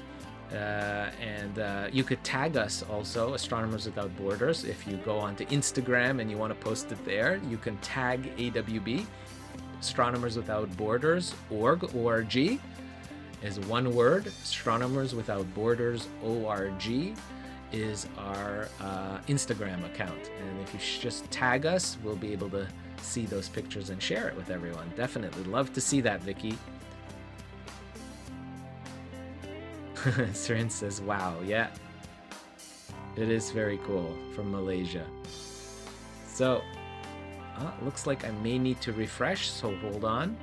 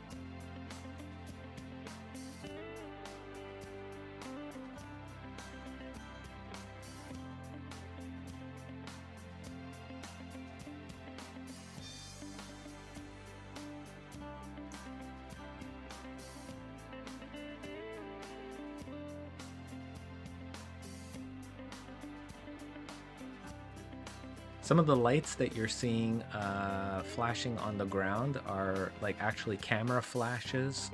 There's another one that just went off. So that's what you're seeing, other astrophotographers that are there. And then, of course, you're seeing little shimmering lights in the lake, which are the reflections of the stars of the sky in the lake. The view is on its side. The camera view is now on its side. It's not upright, so you see more sky this way.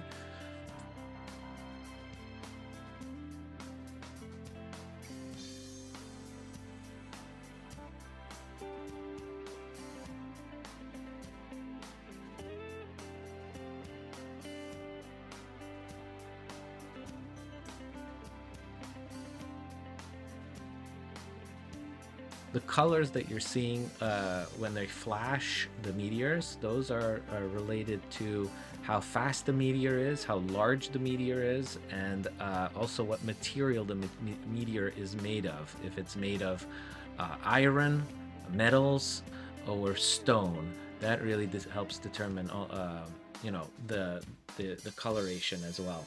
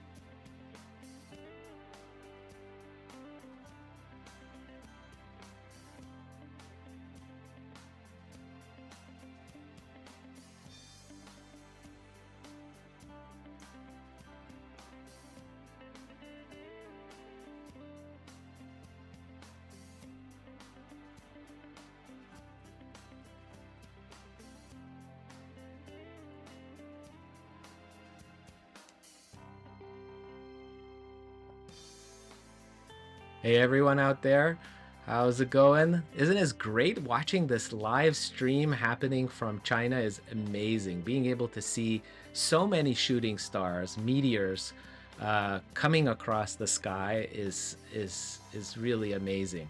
I think we have to obviously have a refresh every once in a while. Well, we're coming. This feed is coming from a remote location in China in the countryside, so the internet can become unstable here and there. But besides that, of being able to refresh every once in a while, no problem. We've been just getting some beautiful views of shooting stars from the best meteor shower really of the year, when we're lucky that the moon is out of the way. We're just about reaching the top of the hour at 2 a.m. local time in China, where this feed is coming from, thanks to Jeff Dye.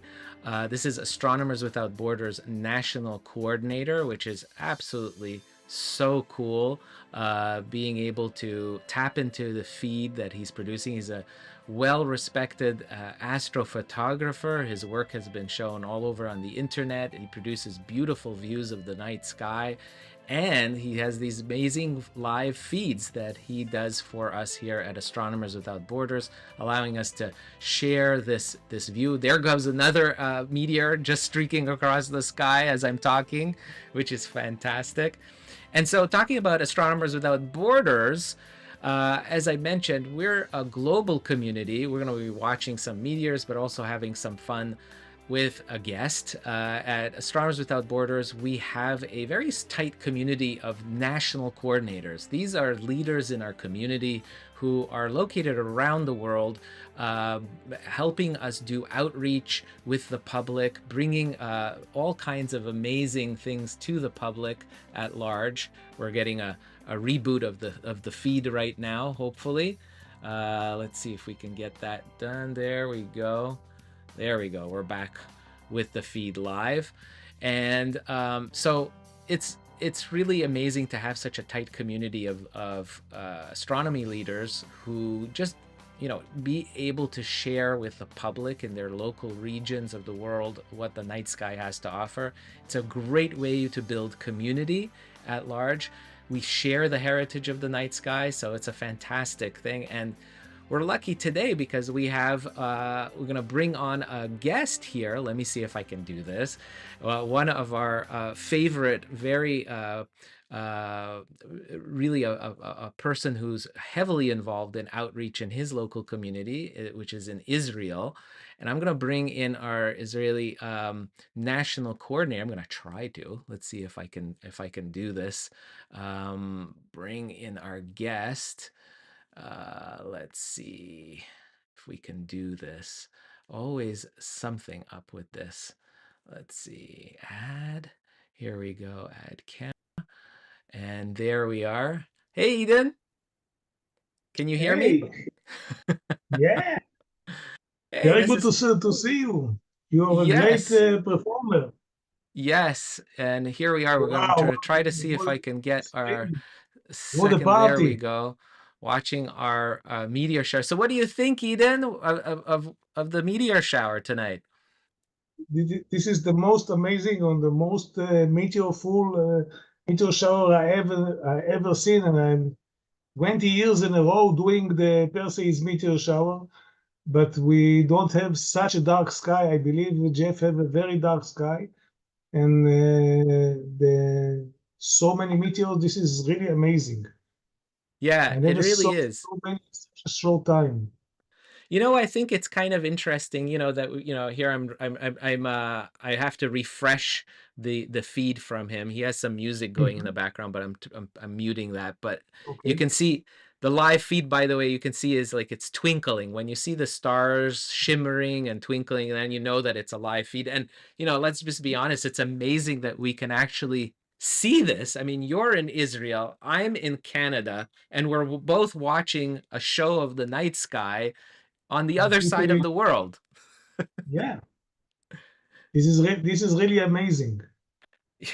It's incredible to be able to connect like this, and for us to be able to watch a celestial show. I mean, it's right now for me, it's still daytime. It's 2:00 in the afternoon where I am. What time is it where you are now? 9 o'clock in the evening. 9:00. So it's just now, nicely darkening the skies for you. And Jeff is in the early morning. It's 2:00 in the morning where Jeff is in China. And so he's at the peak now. He's at the peak of the shower time. So he's lucky. Yeah. Absolutely. And Eden, maybe you can tell people on the broadcast, so many people tuning in from around the world, what do you do? I mean, you're an amateur astronomer, and what are you doing in this field and outreach and such in your area of the world? I began my activity with astronomy with building telescopes. I read a book about a boy that built a telescope, and I got fascinated by the idea that I can build a telescope at home. And I learned this telescope, and one of the guys who taught me how to build telescopes told me, now that you have a telescope, you have to share it with others. And I met some other people here in Israel, and almost every Saturday we got a meeting. Sometimes in Tel Aviv, sometimes near the place I live. I'm living in the north part of the country, and we are in the Saturday night. We are getting together and invite people to see the moon, to see the planets. If there's something interesting in the sky, sometimes even without telescope, just to show, look, these 2 points are Venus and Jupiter. It's very interesting that they are close together. It was last year.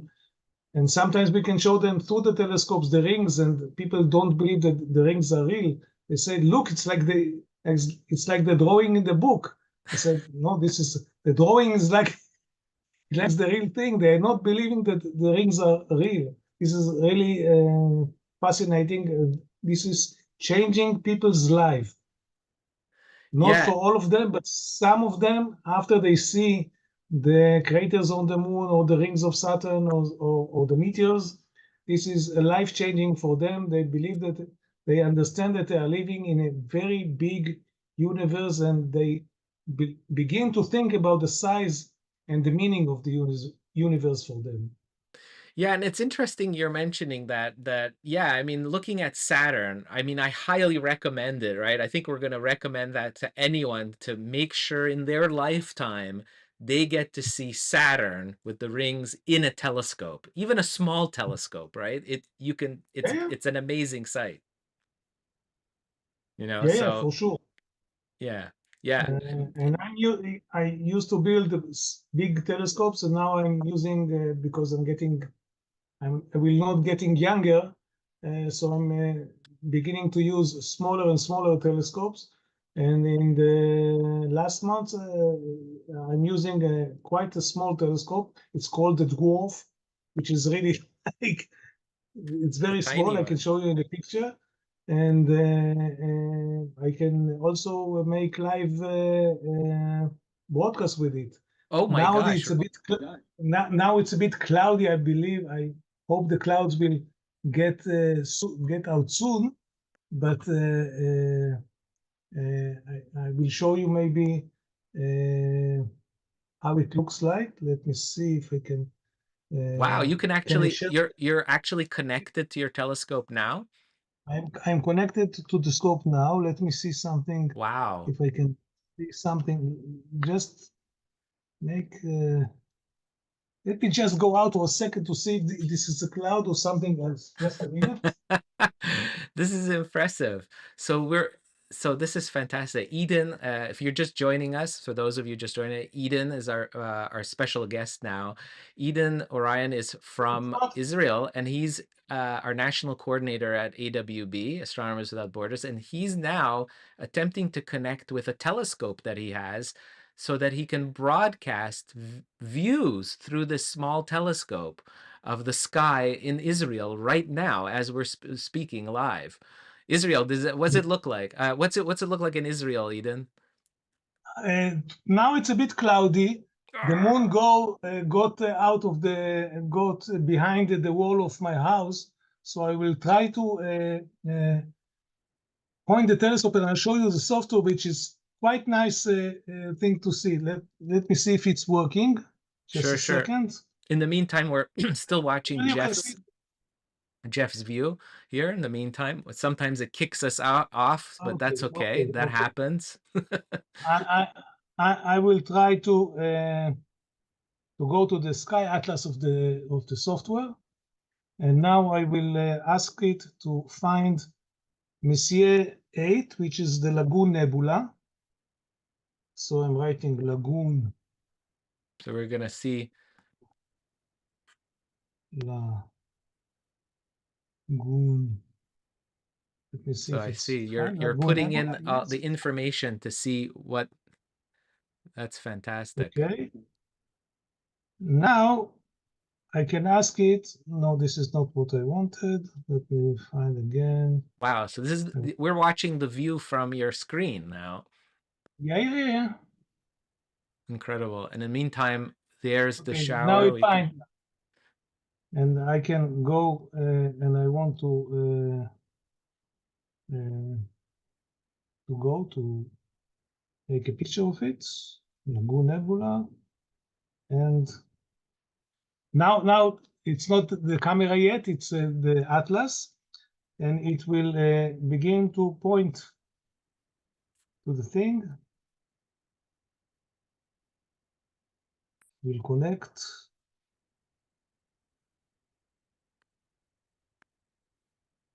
Maybe it will take a minute or two. So between maybe we will go back to Jeff Yeah, to show what he's looking for, and I will try to get to the Lagoon Nebula. that's awesome. Yeah, so we're gonna try to refresh Jeff's view right now. We're working on that, seeing how we can do that. This is just, we're just refreshing the view while we're also waiting for see how your telescope functions. It's just incredible having all of this technology at our fingertips related to the sky. It's incredible. So we're just gonna get Jeff's view coming in a minute here. It Hold on. will take me a bit, but we will be able. Just a second. Connect.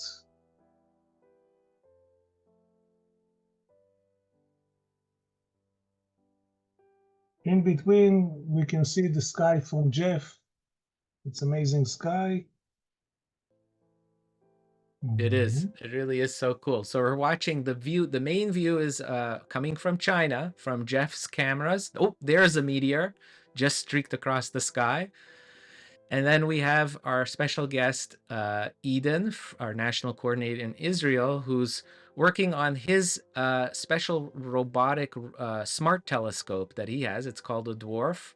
And it's just a wonderful little instrument that allows you to connect to the sky and show deep sky objects and the moon and things like that. So he's working on that, making that technology work. And while we're waiting for that, we're also watching the skies above China.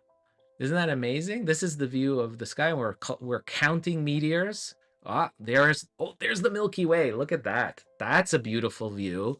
Look at that. That's the Milky Way. Right there. That's the cloud. You see how cloud? Look at that. That's a great view of the Milky Way right now. This is a live view of the Milky Way. This is really amazing.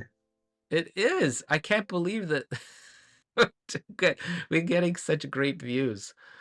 So this, what you're actually seeing, is the Milky Way galaxy, our home galaxy here that we live in. I think it's frozen. I'm just going to have to reboot this view, refresh the view again.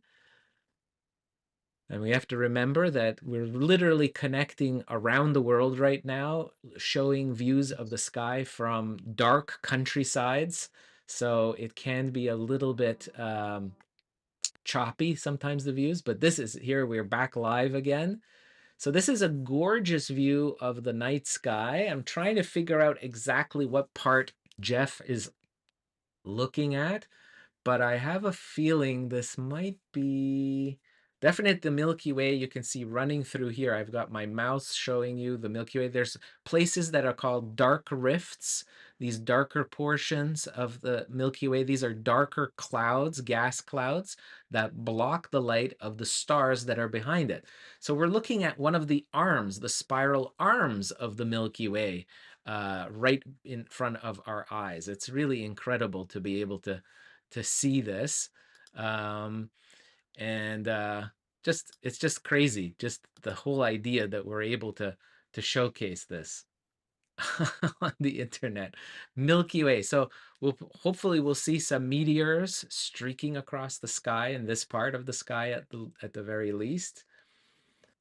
And we're trying to see what part of the Milky Way are we looking at. So I'm going to try to investigate that. I believe it's Cygnus. It's the center of the Milky Way. It looks like this. The Cygnus, I think. Yeah, I'm trying to see where, because there's just so many stars now that he sees because it's so dark. It's incredible. It's incredible. Oh, wow. We got some. Yes. Tina says, I saw a meteor with a red tail last night in Copenhagen. Approximately 56 degrees. Yeah. So Definitely. This is a worldwide event, being able to see the Perseids like this. And it's just so much fun. And we've got on with us Eden, who is a national coordinator in Israel. And he's joining us trying to show views from his robotic telescope, smart telescope. Okay, now we will try it. Now the telescope is pointing into M8, which is the Lagoon Nebula, and it's beginning to taking the pictures. Every picture is taking 15 seconds of exposure, and it stacks each picture one on another. Now, in the beginning, we can see the stars, and we're beginning to see even it's all. Look, it's only one picture stacked, and we can already see some of the nebula here on the thing. That's amazing. Which nebula is this? It's M8. You can see here M8, which is the Lagoon Nebula. The Lagoon It's near the Nebula. center. Yeah. Yeah, it's one of the biggest nebulas in the sky. It's very bright, and it will be after some more exposure. It will be more reddish, and it's an amazing instrument. Maybe I can show. Let me just maybe share something else. Where is the sharing? Just a minute. I will share something else. And these, by the way, nebulas. So what a nebula is, folks, is it's basically a gas cloud of gas and dust that's in interstellar space. And we're looking out into into our um, into our galaxy. What you're seeing in the main screen now is obviously the Jeff Dye's big widescreen view. It's a big wide view of the overhead sky. That's what you're seeing on your main screen right now. But if I switch over and you see now Eden here and his view of on the left of the nebula that he's taking a picture of with a telescope. It's really incredible. If I just And the zoom in. telescope is very small. You can see on the right, the telescope is really not more than 20 centimeters wide and 10 centimeters high. It's very small instrument, and it can bring an amazing picture of the nebula, which once you should have a big telescope and a big knowledge to know how to point there and how to find it. And this is find the nebula by itself. And if It's you ask about the incredible. nebula itself, it's made out of most of the nebulas are of hot gas. Most of them is hydrogen, and some of them are remainings of stars that finish their life, and some of them are the thing the star will form from them. And you know what's absolutely amazing here, Eden, is that what we're looking at, these are live images coming into your telescope right now in Israel. You're capturing the photons of light, the light particles that have traveled for over 4,000 years. 1,500 years. 1,500. Okay, so 1,500 years, excuse me, 1,500 years to reach your telescope from this nebula. Isn't that amazing? So over 1,500 years, we're looking back in time when we're looking at this. It's incredible. This machine, it's like a time machine. Absolutely. Everything that we see in the sky, yeah, it's so far away that we're looking back in time. It's absolutely fantastic. And here, just so we don't forget, we're also looking at Jeff's camera views of the entire Milky Way. So what's really interesting here, people, just to put it into perspective, is the view that you see on the lower left of your screen. That's the picture that's being live picture taken from a telescope in Israel, a small telescope. That's what? How big is it? How big is your telescope, Eden?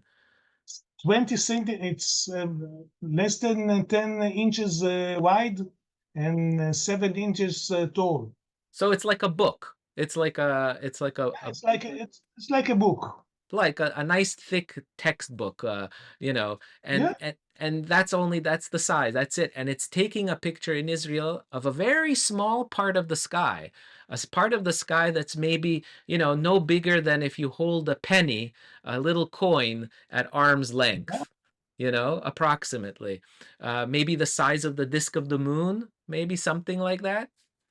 Yeah, Yeah, that's about the size of it. But what you're seeing on the main screen, the big screen, people, what you're seeing here, everyone, is the view from China. And that's a big, wide view of the sky. So it's a very different kind of view. It's a big, wide, it's sort of what you would see with your eyes if you're looking up at it, just your naked eyes, what you see the entire Milky Way. And then what Eden has in the lower left is a very small portion, a magnified view of one special object that's in the sky. And in this case, that's the Lagoon Nebula, 1,500 light years away. And this Lagoon Nebula, if we are looking at the pictures from Jeff, it's about in the center of the picture, which is the brightest place in the Milky Way. If you go a bit to the right from the brighter point of the Milky Way, this is the place where the Lagoon Nebula is. So the picture of Jeff, which is in China, contains the nebula that I'm looking from other part of the world. That's incredible. And we're looking at it at the same time. At the same time. So from Israel, we're seeing the same part of the sky as what Jeff is looking at as well. And we're set, and you are separated by so many, I don't even know how many kilometers, but it's like it's a really a big distance. It's really a big chunk away on the other side of the world, and yet you're still seeing the same part. It's like we share the same sky, don't we? Yeah. It's incredible. Incredible. So each picture that it takes, I can see the nebula more clearly. Yeah. And you can see also some star clusters in the center. Also in the lower left side, there are star clusters. And every white point that you see in this picture is a star. Most of them are bigger than our sun. This is also very important to understand that this is not just very small light points. Most of these light points are bigger than our sun. Absolutely amazing. So there's a closer view of the nebula, the Lagoon Nebula that Eden is showing us through his telescope, his smart scope in Israel. I think you can see also the telescope itself on the right side of the picture if we are sharing the same thing. Right. And remember, the size is just about the size of a book. Imagine a big book. That's the size of that telescope. And that's all you need now with technology to be able to travel back in time and see these beautiful objects across the Milky Way galaxy. A real journey. And this is sitting in my balcony, and I'm here at the room, and I don't have to. When it's winter, it's very cold. I don't have to stay outside. I'm looking to all of this with my phone. And also what I'm doing, I'm also taking star trails with my smartphone, and I'm hoping maybe I can. This is my tripod and my smartphone, and it's taking star trails. I don't know if we can see already the star trails. No, but this phone is taking star trails, and I hope sometimes when I'm taking star trails, I can see meteors crossing them. But I'm not in the desert at the moment, so I don't believe I will catch something in this meteor shower because I'm home today and not in the desert when I'm regular to be. Yeah, and Eden, how much light pollution do you experience when where you are now? Where I'm sitting, it's about bottle 5 to 6, which is not too much light polluted, but it's not dark as the place Jeff is staying now. But when we are going to the desert, we have bottle 2 or 3, which is quite nice, and we can see also very clearly the Milky Way. And sometimes, if it's dark enough, also the Andromeda galaxy, and things like this without telescope, just with our eyes.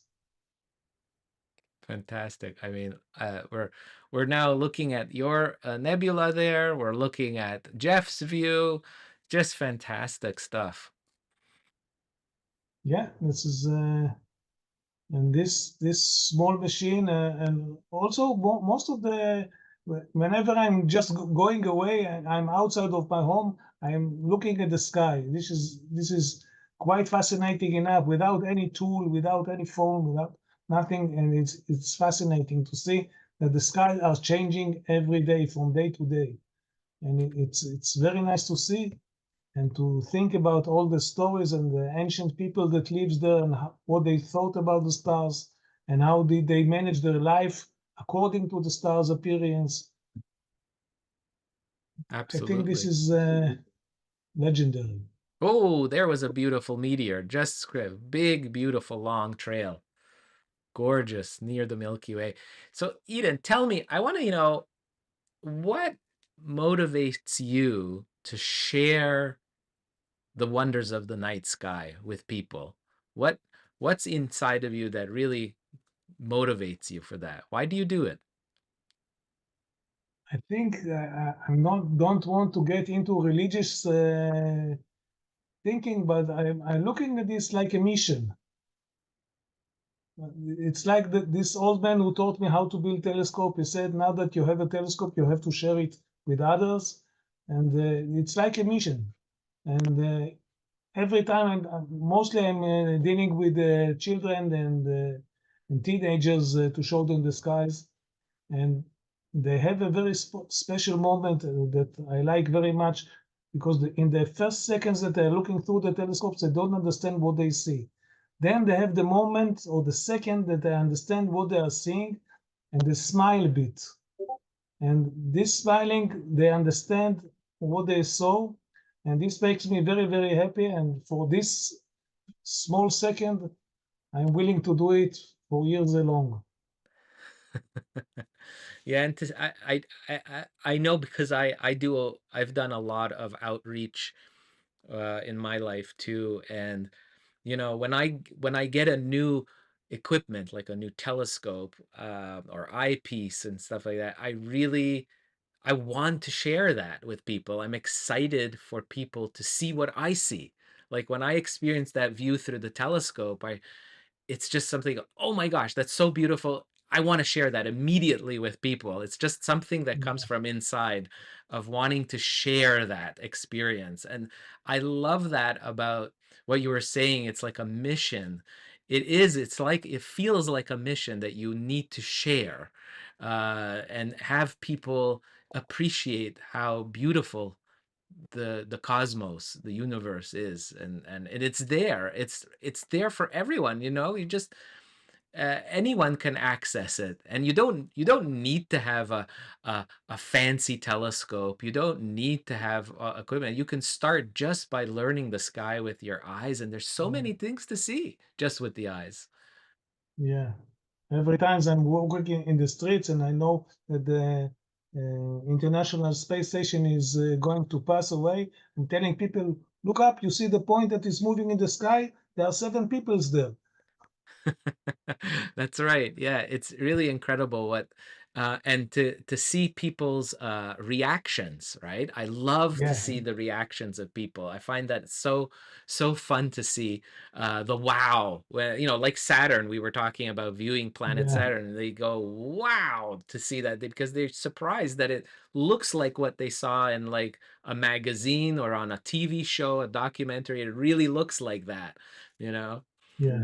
Yeah, it's that reaction. And that's many times that starts a whole lifetime journey for the people who see that, even as, This is why I'm doing this, because some of them, they get the perspective, the right perspective of who they are and what is their place in the world and in the universe.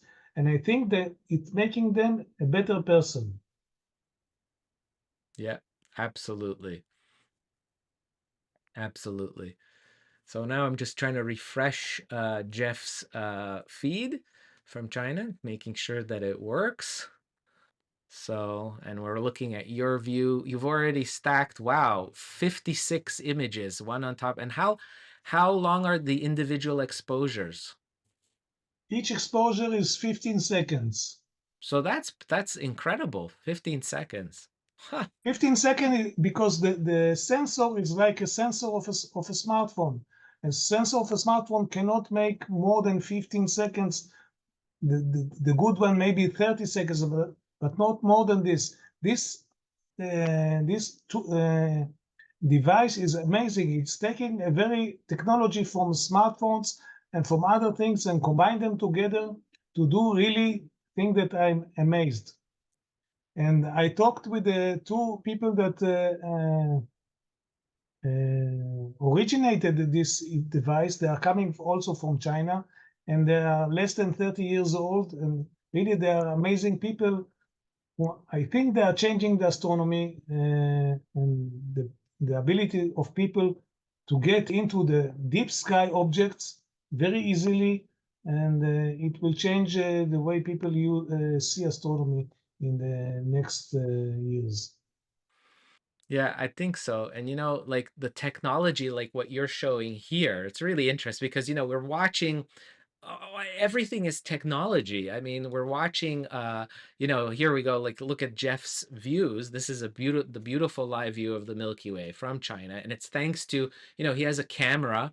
I think it's like a special kind of like a Canon or something that has a DSLR camera that has the video capability, and he's connected wirelessly to to the internet, and I think it's connected with his laptop, and he can send out the feed, and sometimes it goes down. Obviously that's not perfect, but it's amazing. We're watching this now, and you have your device, and it's unlock the ability, I think, with a lot of these technologies. It's that sharing aspect. I remember 20 years ago, 30 years ago, doing a star party, and I bring out my big giant telescope. It takes me 10, 15, 20 minutes to put it up, and then I have to orient it, turn on the motor drive, right? Because if you don't have a motor drive, then it doesn't follow the object, right? So you have to move the telescope by hand,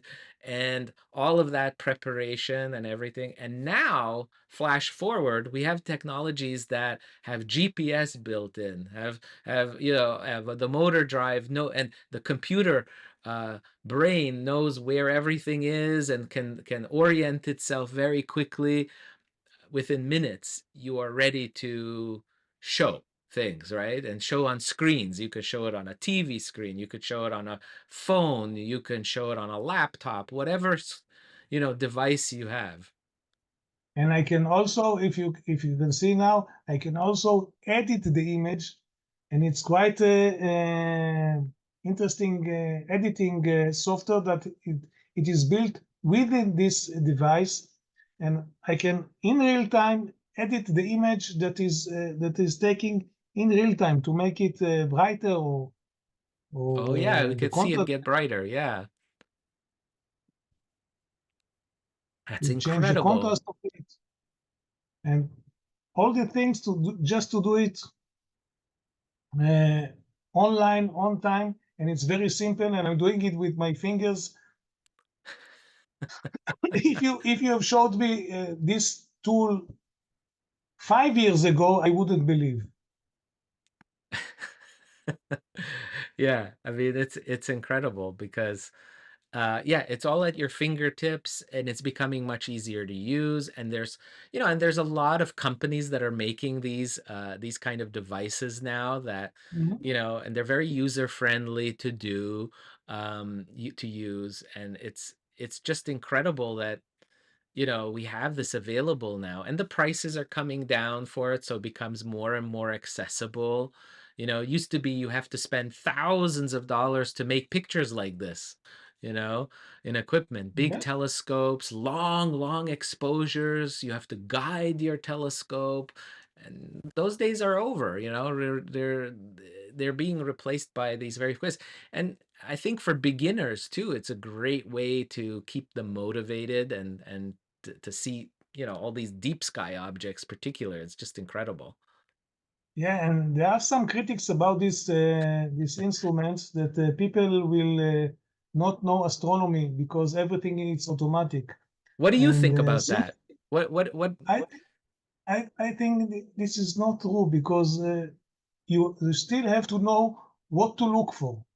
And if I wouldn't know the M8, the Lagoon Nebula, where it is in the sky or that it is exists, at least, and for this to exist, I have to or to read books or to see in some other places telescope. I have to learn from just to understand how to operate this machine. So I don't think that even it's very automatic device, you still have to know a lot to gain these wonderful pictures.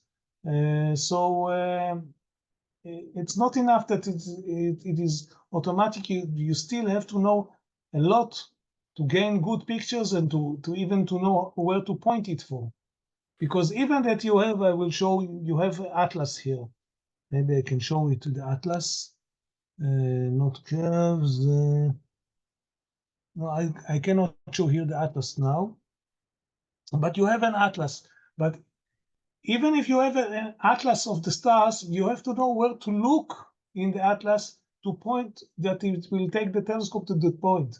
So you have to know the atlas, you have to know the stars, you have to know the skies before you use it. Because if you have this machine and you don't know the sky, you will probably sell it very soon because you don't have something to do with it. Absolutely. Yeah, exactly. So basic knowledge is important to be able to really get, the most out of your equipment. You still need to understand, the basics of the sky. And I'm always telling people, learn your sky just using your eyes first to navigate, You don't need a Learn the telescope. constellations, learn when the constellations are coming in the year, when you can see the Cygnus, when you can see the Orion constellation. It's different times in the year, and people sometimes show me in the summer, show me the Orion constellation or the Orion Nebula. So I have to say that, look, it's changing in the years. This is the astrology came from here, but also it is changing. You have to know what constellation appears in what time of the year to get to see it. So in Orion, you have to see it on the winter, and Scorpion, you have to see it in the summer. And you have to know these things, and this is the automation and the smartphones and all these things wouldn't teach you all this. You have to open your eyes and look in the sky and remember all these things. Yeah, and it's true, some of the features, some of these telescopes, you can't necessarily see wide, like what Jeff is showing. Like what Jeff shows us here is like this very wide view that is similar to what the naked eye can see.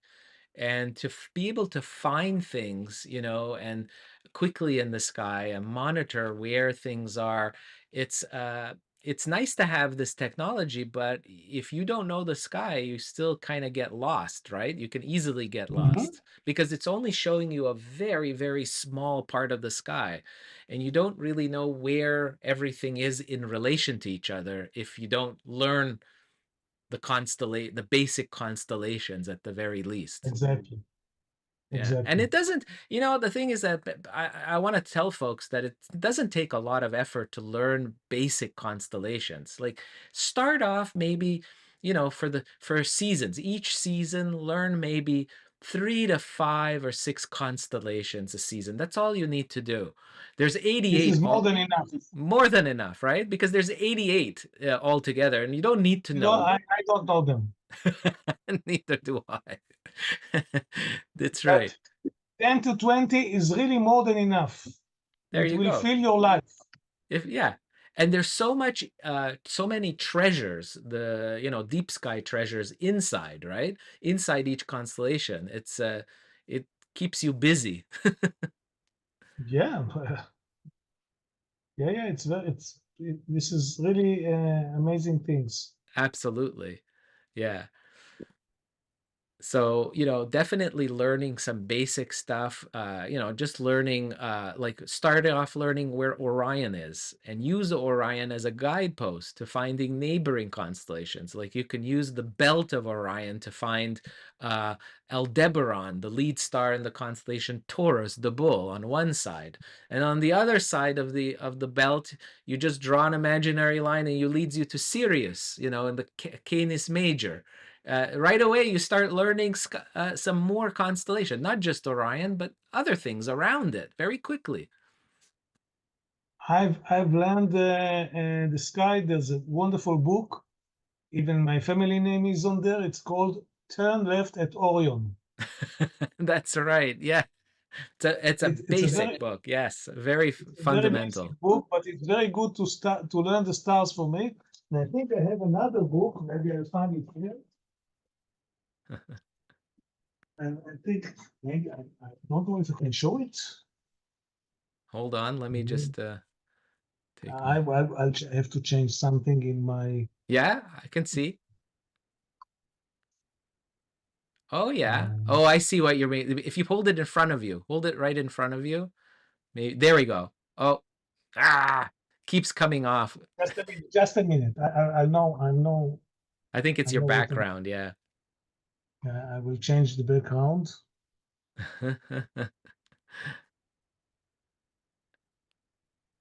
Still watching Jeff's view of the sky above China. We're watching the Perseid meteor shower live. Oh, here we go. We get to see Messier Marathon. Ooh, what's that one about, Eden? This book is the best book to study the skies for it. Really, the best that I know.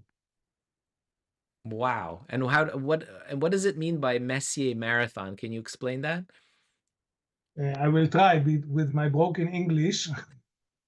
I will try. There was a guy by the name Messier. He was a French guy. He was living in the place in Paris. It's like a monastery, and he had a telescope. And he was a comet. He was looking for comets. And while he was looking at comets, he saw also some gray spots in the sky. He didn't know what they are, but he called them in numbers. And he said, put near the numbers also his name, Messier 1, Messier 2, Messier 4, Messier 5, Messier 8, which is what we are looking at now in the telescope. And he made a list of 110 objects that he saw in the sky. Most of them he considered as nebulas. And some of these objects he didn't discover, there's some other discovered, but he placed all of the 110 objects in one list, and it is called the Messier catalog. I think this is the first catalog of dark deep sky objects. And there is a time in the year, mostly in March, that you can see in one night the whole 110 objects in one night. This is really, and the people are gathering all over the world in March, in a clear night, when there's no moon, and they are doing like a marathon run, to see in one night the whole 110 objects that Messier put in his list. So this is the Messier Marathon. I participated 2 times a marathon. I got something to like 66 or 65 objects in one night. But I know people that they claim at least to see all the 110 objects.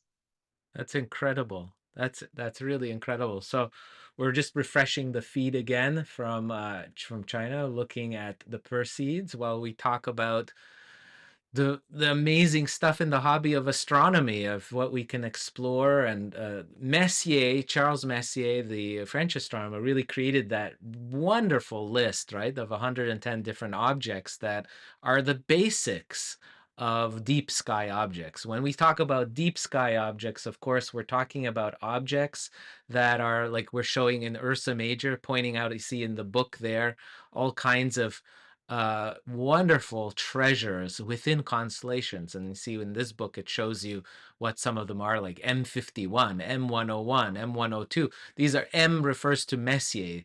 So it's really incredible to be able to look at these objects, find them, learn how to find them, and to see them. Now, you're not going to see them like the Hubble Space Telescope. We don't have that kind of equipment, but I just think it's just the challenge of being able to see them with your own eyes, to be able to see them through This is what binoculars or wonderful in telescopes. this book. It shows in the white circles, you can see in gray, which is the spot that you will see through telescopes. Yes, absolutely. And It's and this not. is It's not like you will see in the Hubble Space Telescope or the James Webb Telescope, but some people that I know are getting fascinated that they see that the only thing that divide them from this object that is several thousand years from them is just a piece of glass. And I think they're getting very excited from this more than seeing a picture in the internet. yeah, exactly. Exactly. It's something very special to see these kind of objects with your eyes, and to have that photons of light just hit your eyes, and knowing that these photons of light have traveled for years, so many years to reach your eye, thousands of years. If you're looking at galaxies, millions of years or hundreds of millions of years even.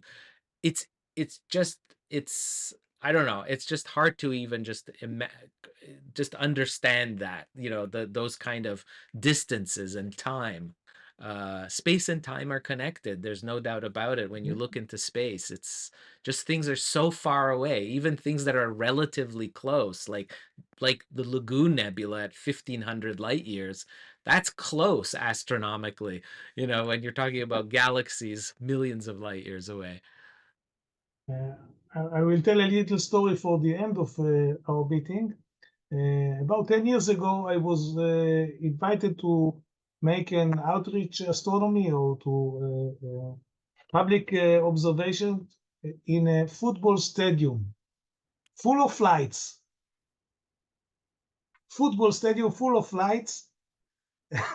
and in such full lights, I couldn't see almost any star. I just could see maybe Betelgeuse or Rigel. It was in the winter.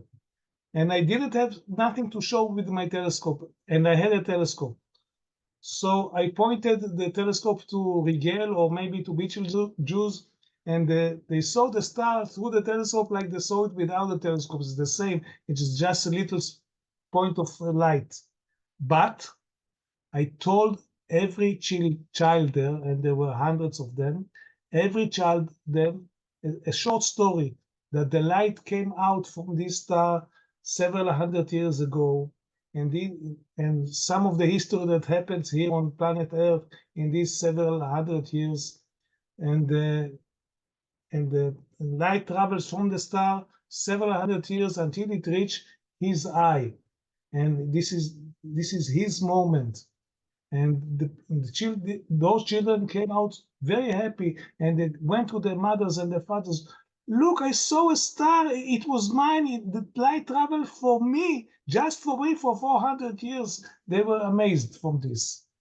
That's a great story. Yeah, and exactly that. See that where the child now appreciates this, it's like a personal connection, that they now have to the sky, which is just incredible. I mean, that's a lot, something that they take with for their lifetime, right? It's a great story. Then, thank you so much for joining us on our live stream today. It was my pleasure.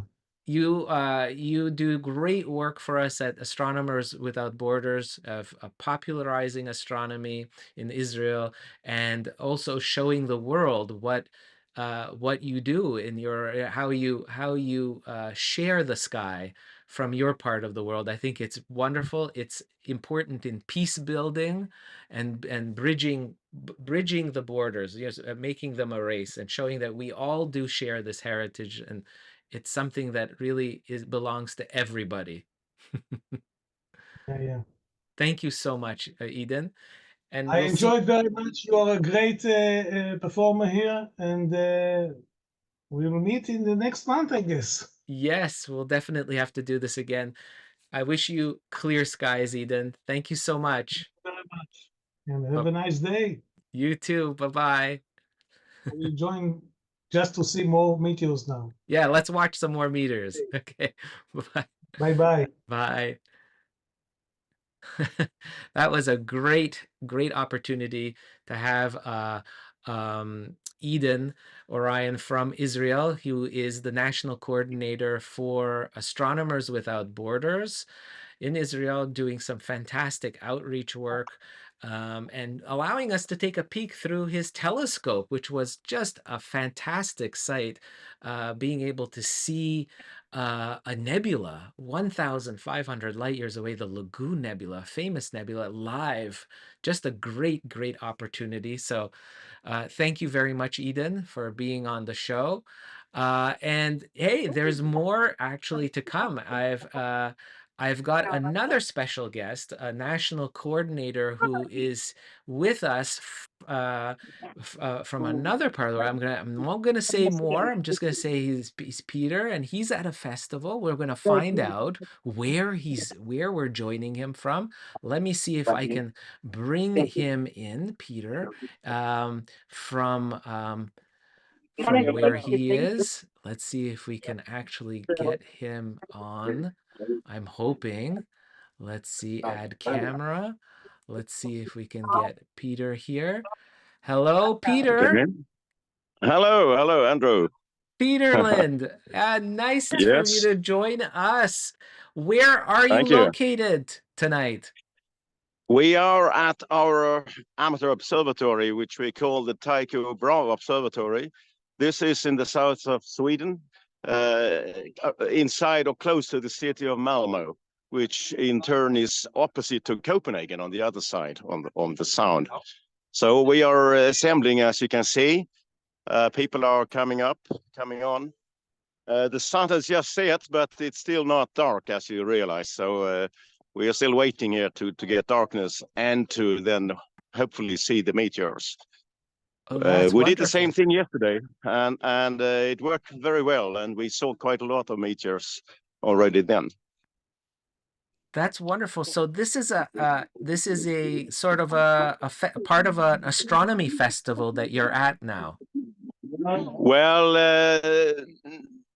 perhaps not really a festival like that, but this is something that we traditionally do every year. It's like inaugurating the season of autumn season, so to speak, because during the summer, of course, you cannot do anything on the dark sky. But now it is then getting dark at about 10 o'clock at least. So it means that we can now invite the public to come here, and so this is like an inauguration of the autumn season, so to speak. So we have a couple of big telescopes here. This is a 16-inch mid telescope, quite new actually. And you might see that on that side here we have a refractor, which is a very modern optical telescope with a camera connected. From that camera, you can get images on a big screen. So this is new for us, in fact. You see that it's currently watching the moon. We are watching the moon just currently. Oh yes, because the moon has not set yet where you are in Sweden. No, exactly.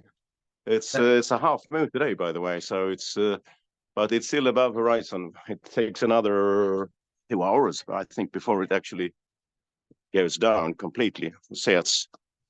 So we have people are quite having expectations, I suppose, that they will see a lot of meteors, and judging from yesterday, it went rather well. It's not like a stream or rain like you can perhaps read in the media who are usually exaggerating a bit, but certainly you can see a few meteors per hour from here.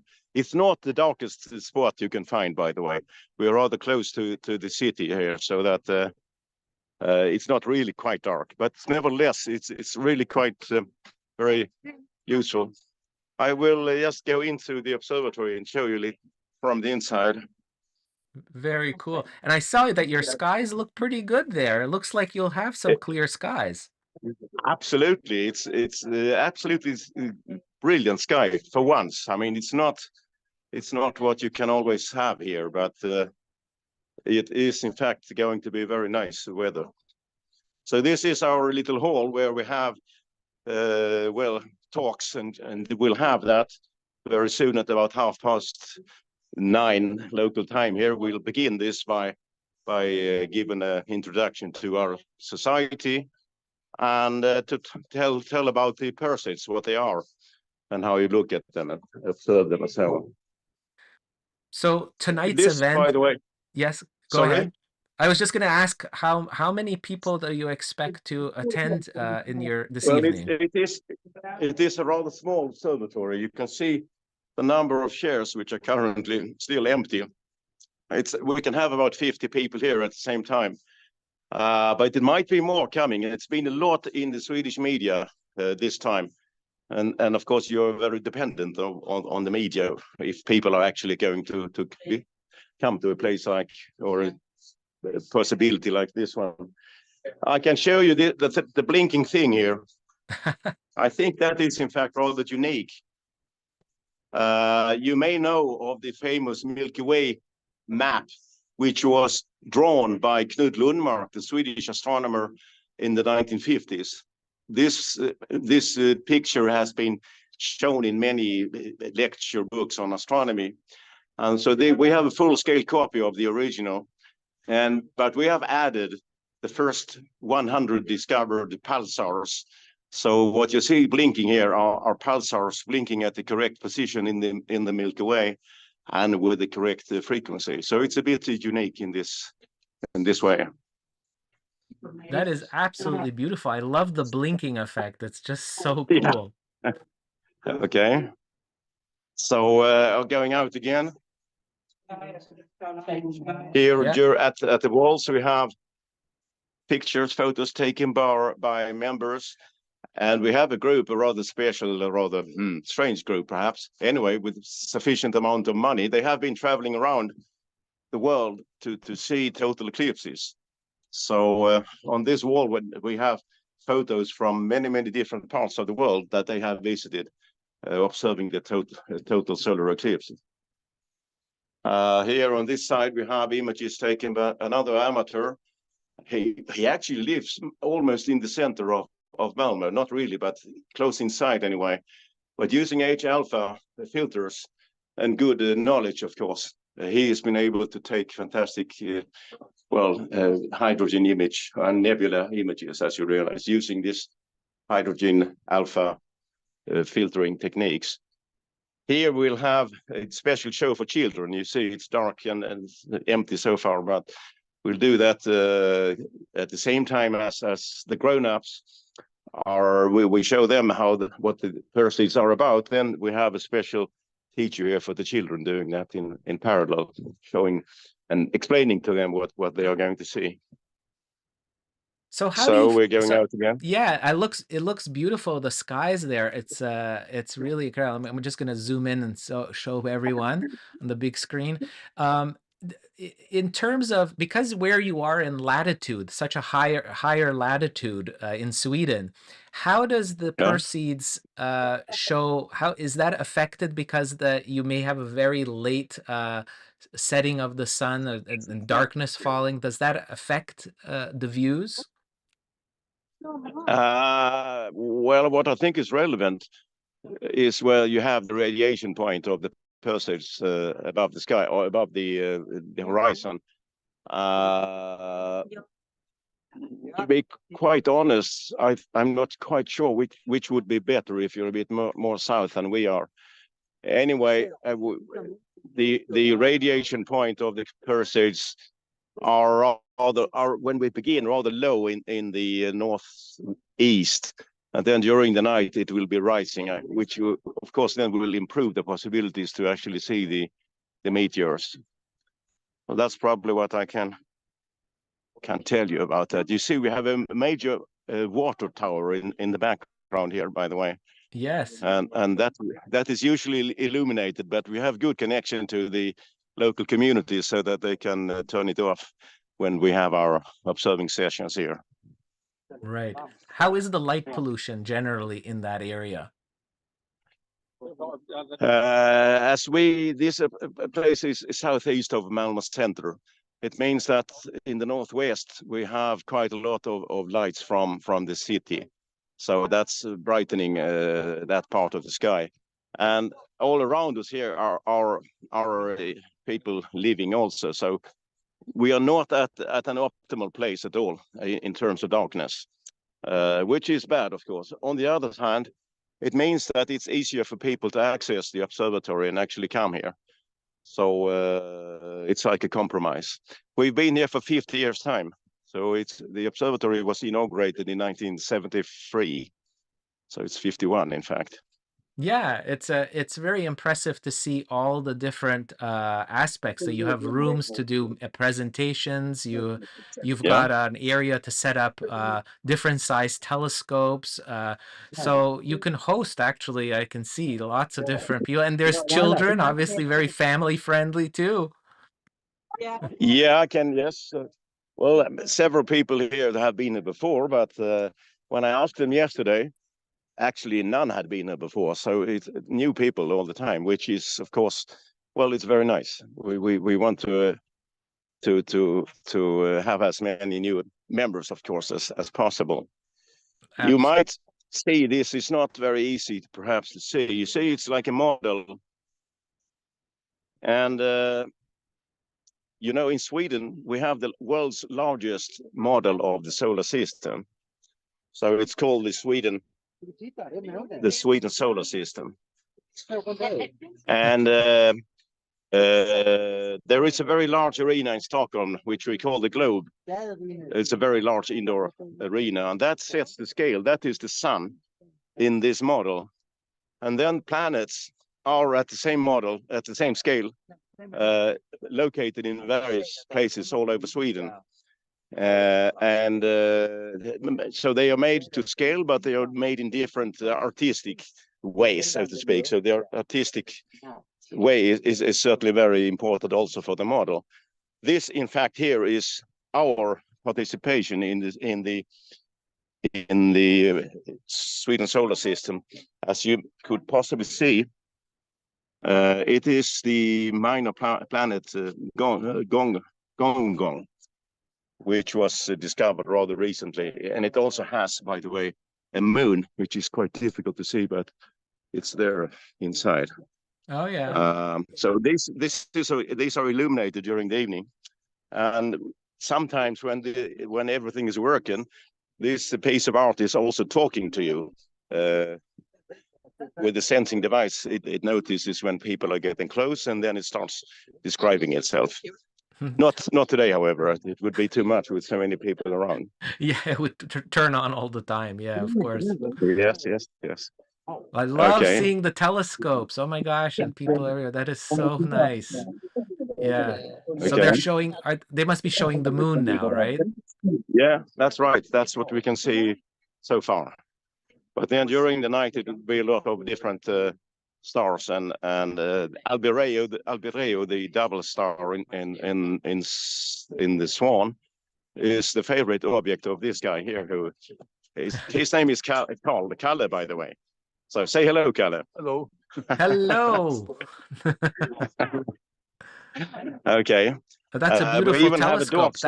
I love the telescope. Sorry? That he had. The telescope that he has is very famous. Yeah, old Celestron 8 inches. We have a couple of them here, as you realize.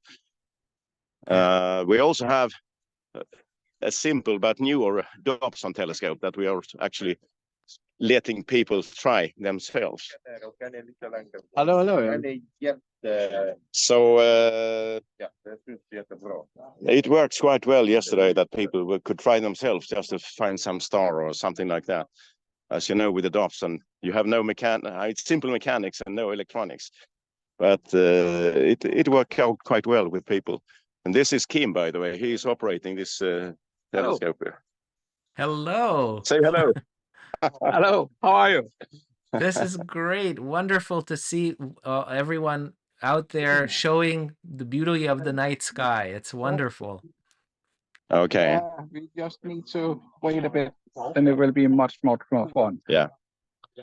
Well, Andrew, that gives you, I suppose, an impression of what is going to happen here. We could, of course, come back in about, if you have the possibility, at about, say, 10 o'clock. Then it will be dark and there will be more people. Okay, it will be more difficult to show something, of course, in the darkness. But Well, otherwise, I think this is what I can show.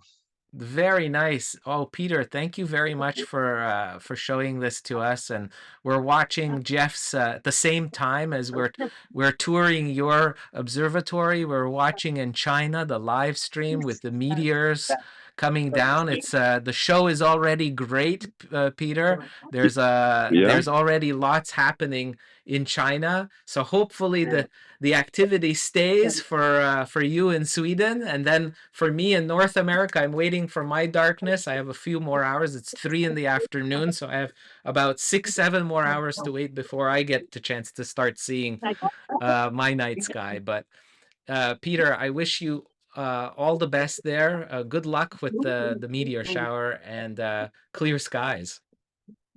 Okay, thank you very much. Very nice to be part of this. Really very nice. Let's hope that there are many people are watching it. Definitely. Thank you so much for participating. Okay, fine. Bye.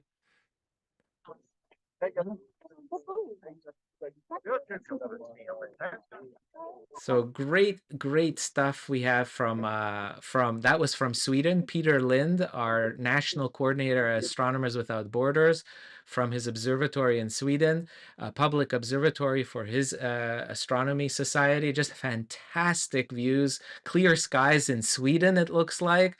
So hopefully they'll be able to see lots of shooting stars and meteors tonight in their part of the world. We're looking at the live stream here from China, from the countryside in China, thanks to our national coordinator of China, Jeff Dai, wonderful astrophotographer who's sharing his views. And we can see clearly here meteors right there. There was another beautiful meteor that just came right through the screen. Just beautiful views that we're seeing from China. Look at that. Oh, there was another one just underneath a beautiful star cloud too. So just gorgeous. We're just waiting to see more. Let's see. Oh, there it is. Okay, so we've got the what is that? I think at the lower right screen is a small star cluster that's called the Pleiades. That's in the constellation Taurus the Bull. And we're seeing, oh my goodness, we're getting a good clustering of shooting stars centered around, seems like Taurus constellation. Taurus the Bull, and a great mythological zodiacal constellation.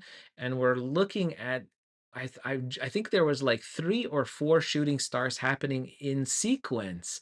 And that happens a lot sometimes, I find, in meteor showers, like strong ones, like the Perseids, where we get this sequence of shooting stars coming one after the other. So it's worth looking at. The feed's working well right now, folks.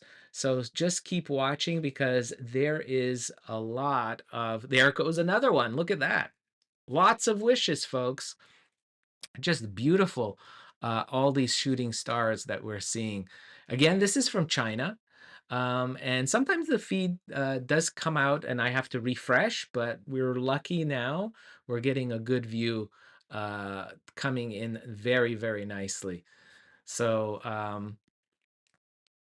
we're getting a wonderful view. I see James saying, loving this live from the UK. Thank you, James, watching on YouTube. It's fantastic. And we just lovely to have our guests from our AWB community join us. And so if you love this live stream, please do consider subscribing to our channel, Astronomers Without Borders, on YouTube and Facebook. If you're watching on the Night Sky Guy channel, of course, please give me a big thumbs up and subscribe to our channel as well. AWB is an international nonprofit dedicated to doing good using astronomy, sharing astronomical resources, and bringing resources to underserved communities around the world. One of those things that we do now, of course, is bring eclipse glasses, recycled eclipse glasses. We've collected millions from the April total eclipse in North America. Folks across the United States and Canada have been collecting millions of eclipse glasses, have been following strict vetting guidelines, checking individually to make sure each glasses are safe, and then repackaging them and getting them ready in boxes to ship them around the world for future eclipses. And with that said, we'd love to have you help us. If you can spare a few dollars in helping us raise money, here's our PayPal donations page. Even a few dollars, $5 would make a big difference in being letting us send dozens of eclipse glasses to schools around the world. We're sending currently glasses in South America to Chile and Argentina for the October solar eclipse coming up in just a couple of months.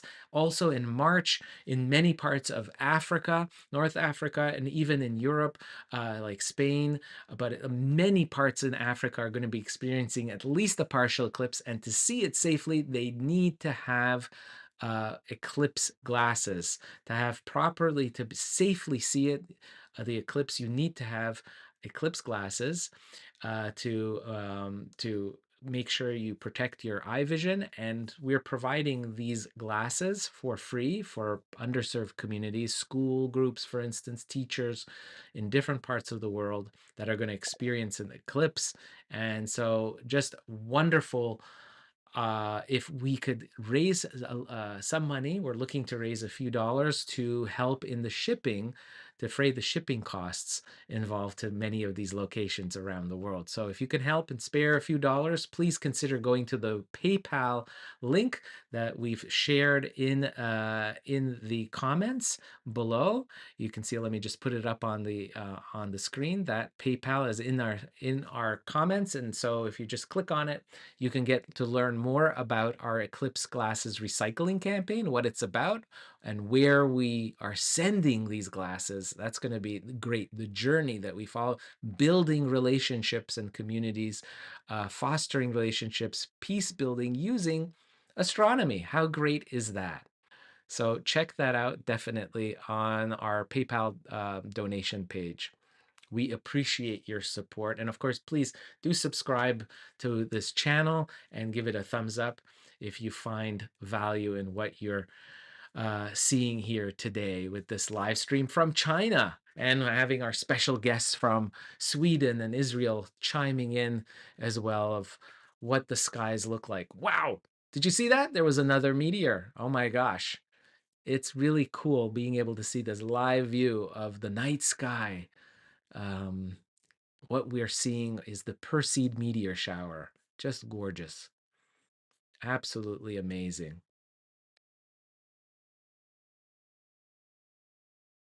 Just gorgeous. We love this. It's just such a cool sight.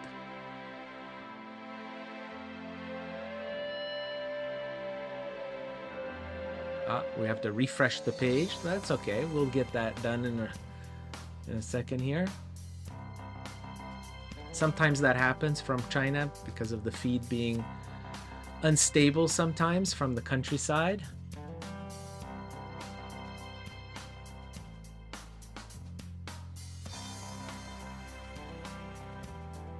There we are. We're back online.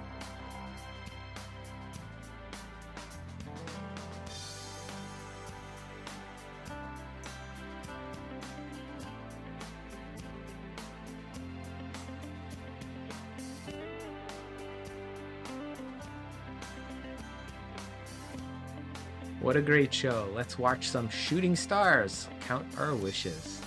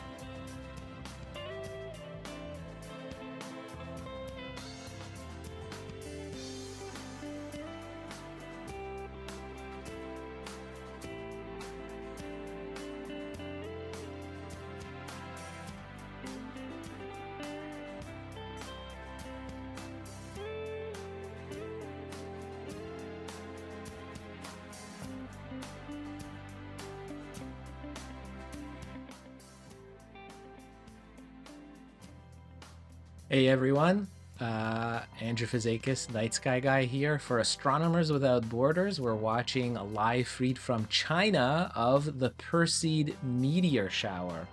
We're actually looking at the meteor shower as it happens. What's really cool, I wanted to point out what part of the sky we're looking at.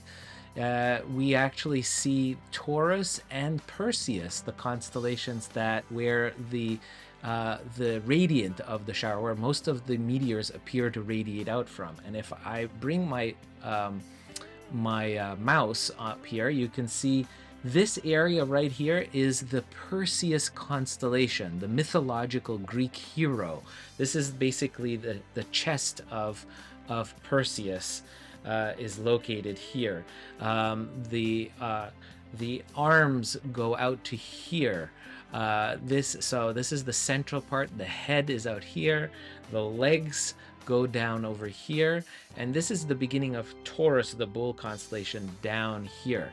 So what's interesting is that this part right here is where all the meteors will appear to radiate out from, shoot out from this part of the sky, generally.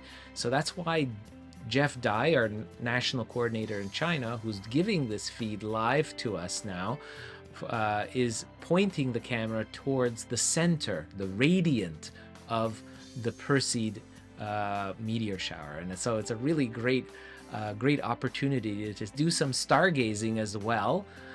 This beautiful group of stars right here, you can see I'm circling, is called the Pleiades star cluster, and it's 444 light years away. So just imagine this, folks, this tight group of stars, which, by the way, you can see with the naked eye. If you have clear skies tonight and you stay up late, like past midnight, you can actually see this.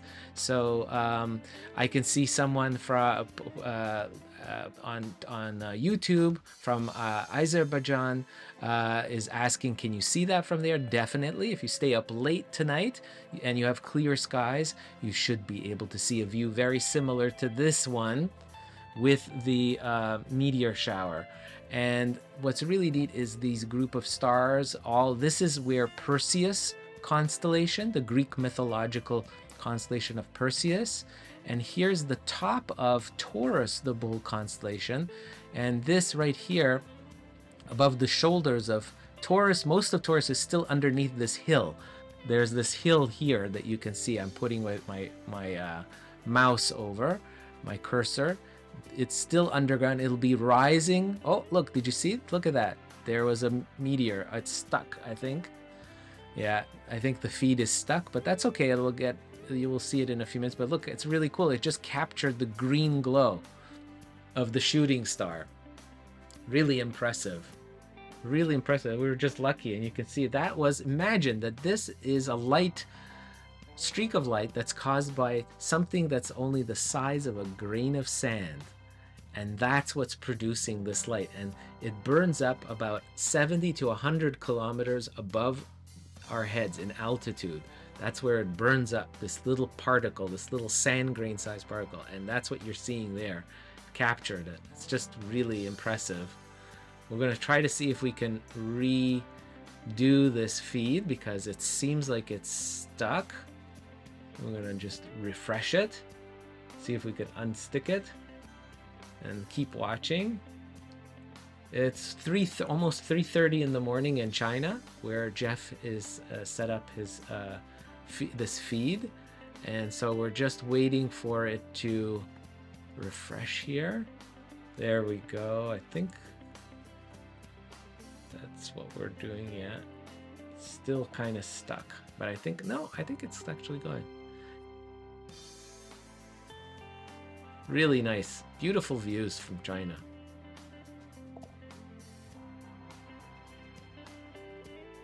Edit from Hungary is online on Facebook.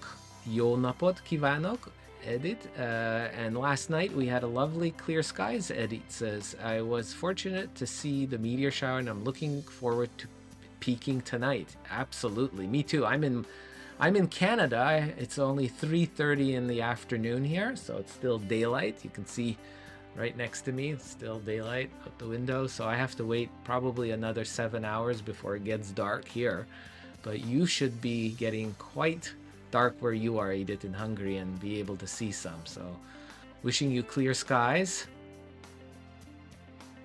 Hello from Indonesia on YouTube. Welcome. Hua. Tip from Bulgaria. Welcome. Watching on Facebook. Nice to have you on board. Our party, our meteor watching party. I have a second screen that I'm also watching, a larger screen I have. I have a small screen and a large screen, and I've got the feed from China watching the meteors on my larger screen. I think we need to update this again because I think it's frozen. Let's just see. I can unfreeze it by refreshing.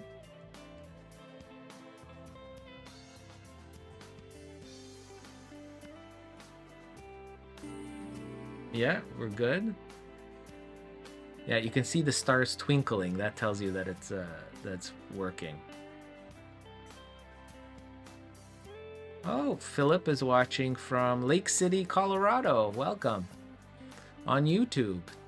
Great to have you on board, Philip, and I hope you get some clear skies to watch the meteor shower. But glad to have you here at our watch party.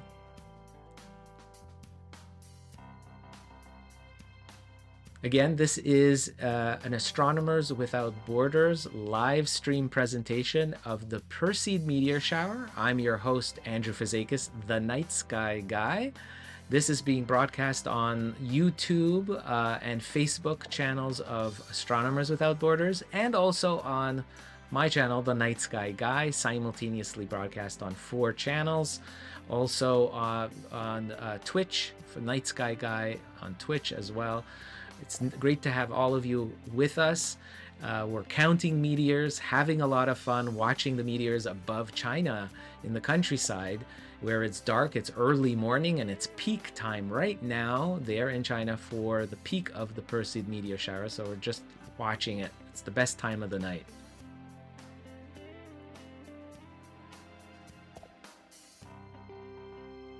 Getting a great question here. Will you be able to see the meteor shower 7 hours later when your skies are dark? Does it last that long? Actually, it does. It really has to do, the shower peak is Sunday, Monday into Tuesday, the 11th, 12th, and 13th of August. So, and really it peaks during midnight and 4 a.m. local time. So wherever you are around the world where it's midnight to 4 o'clock in the morning, that is the best time because it's the darkest time of the night. That's one of the main reasons why. Therefore, you see even the fainter shooting stars. So it makes a big difference in what you see. So I just have to wait until it's my midnight, or at least like 9, 10 o'clock at night. I get to start seeing, it's dark enough for me to start seeing meteors. Rahima from Tajikistan is watching on YouTube. Welcome, Rahima. It's so nice to see you watching on YouTube. Welcome to our live stream at Astronomers Without Borders. We love to see the world community join us for this wonderful sky show of the Perseid meteor shower. Welcome.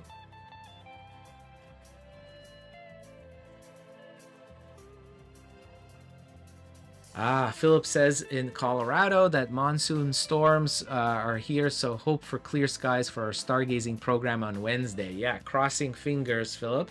Hope you do get clear skies.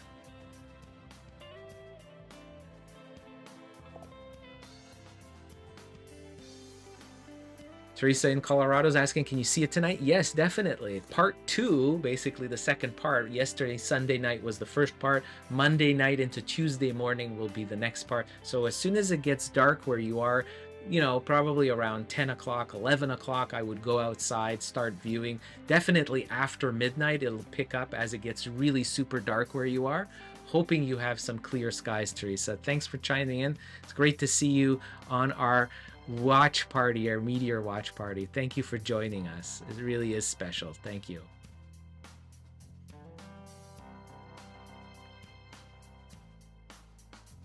Ryan on YouTube says in Missouri it was very cloudy. Had some breaks last night, so I guess that was Sunday night, and caught around 10 in about 10 minutes. So 1 per minute, that comes out to 60 per hour. That is what we're looking at. And, if you have pretty good skies, but look, even in cloudy skies in Missouri, Ryan's saying he managed to pick out 10 in 10 minutes. So it just is a testament to how good of a shower the Perseids really are. Thanks for chiming in, Ryan. Appreciate that.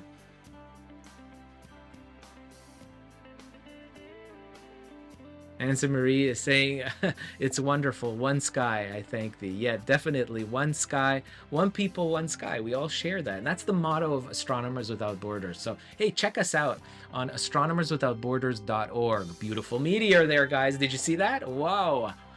Yeah, so definitely come and check out astronomerswithoutborders.org. We're an international charity. We do a lot of work around the world, basically building community, building bridges between people of different nations, different cultures, all different backgrounds, races, everything. And all of that melts away. Everything that we do here on Earth melts away when we look up at the sky. It's really the biggest kind of bridging, community building that can be done, is really sharing views of the night sky. Thank you for coming by, and hope you can check out and become a member of Astronomers Without Borders. We invite you. There's different levels of membership. There's free membership. There's paid membership. All kinds of good stuff happening. Check out our store. We sell some of the best telescope equipment. If you're in the United States, we encourage you to check out our One Sky telescope. It's considered one of the best telescopes on the market. It's consistently been ranked as one of the top beginner telescopes at $250. Includes shipping. Why go and buy a beginner telescope at a telescope store when you can buy the same things? And by the way, we also host a lot of Explore Scientific and Celestron products throughout our store, eyepieces, all kinds of accessories, and beautiful range of telescopes, where the sales of these telescopes go directly to support our work, our mission of bringing astronomy to the world and building bridges, and using it as a peace building exercise, which is really incredible. Right now we need it more than ever. There's so many strifes around the world, so astronomy is, I think, even more important. The power of astronomy that it has in building bridges and building communities. Check us out at Astronomers Without Borders. Teresa's asking, is that 7 sisters to the right? Absolutely. I'll show it right here. Right there is where I'm circling it. That's the 7 sisters, also known as the Pleiades star cluster. And it's over 444 light years away from us. It's in the constellation Taurus the Bull. So good spotting there, Teresa, on that. That's a beautiful one. And you can all see it late night. If you're a night owl and you stay up around midnight or 2 o'clock in the morning, like what this view is, you'll be able to see the Pleiades tonight, if it's clear.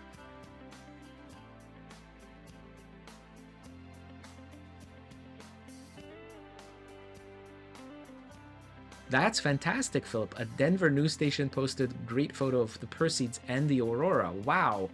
Definitely. The northern lights right now are still, I think, in storm conditions. I'm going to go just check.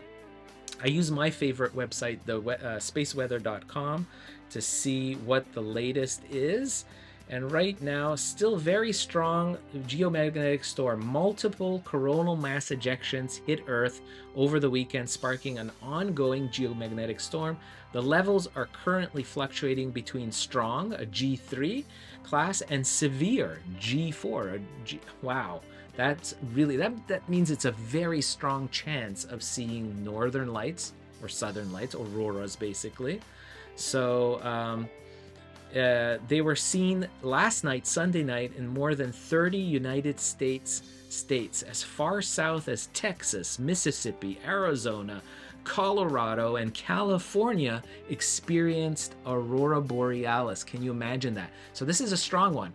I'm not sure if it's as strong as the one in May that made the news, but definitely it's strong. So when it gets dark and it's clear tonight, I highly recommend, folks, you head outside and look for northern lights, and of course the Perseids, a beautiful combo of two spectacular celestial events happening together in tandem. I mean, how much more could we ask for, right, guys? So cool stuff. Do tune in and check out the site, like spaceweather.com. It's great. Look at these. Look at this picture. This picture was taken in North Carolina of the Perseid meteor shower and the a dozen meteors and an aurora in this one exposure. I'll just put it up. Look at that. Isn't that incredible? I'll put it up. Maybe I can switch it. Look, let's see. Look there. Look at that. Can you guys see that? Look at that aurora. You can see the aurora is red, and then you can see the actual individual meteors. Look at that. Look at that. This was taken Sunday night from North Carolina, folks. Look at that. And the auroras. So could that happen tonight where you are? Perhaps, maybe. Stay tuned. Keep watching. This is incredible.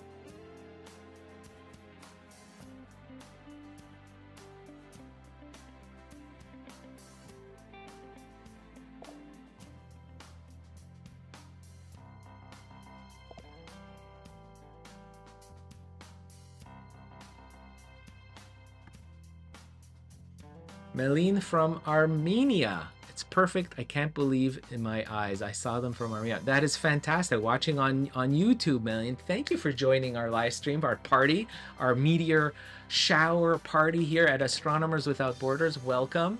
And so nice that you're actually experiencing the meteor shower. We've got this view live from China. Let me just refresh it. That's always important to refresh this because sometimes it gets stuck because of the internet speeds, I guess, out in the countryside in China. It's amazing that we're actually seeing this. Here we are. Let me just put that on. There we go. This is live from the countryside in China from our national coordinator for China, Jeff Dai. He's a world-renowned astrophotographer, and he's gracious enough to share his amazing video feed of the skies this morning, Tuesday morning in China. Right now it's heading towards almost very early dawn soon. It's 3:40 a.m. Tuesday, August 13th in China right now. That's where Jeff is showing us the skies there. We're seeing a beautiful part of Taurus here, Taurus the bull constellation, and Perseus is right here. This is the radiant of the Perseid meteor shower, guys. Isn't that absolutely gorgeous? Thank you, Jeff, for this beautiful view. We're so lucky.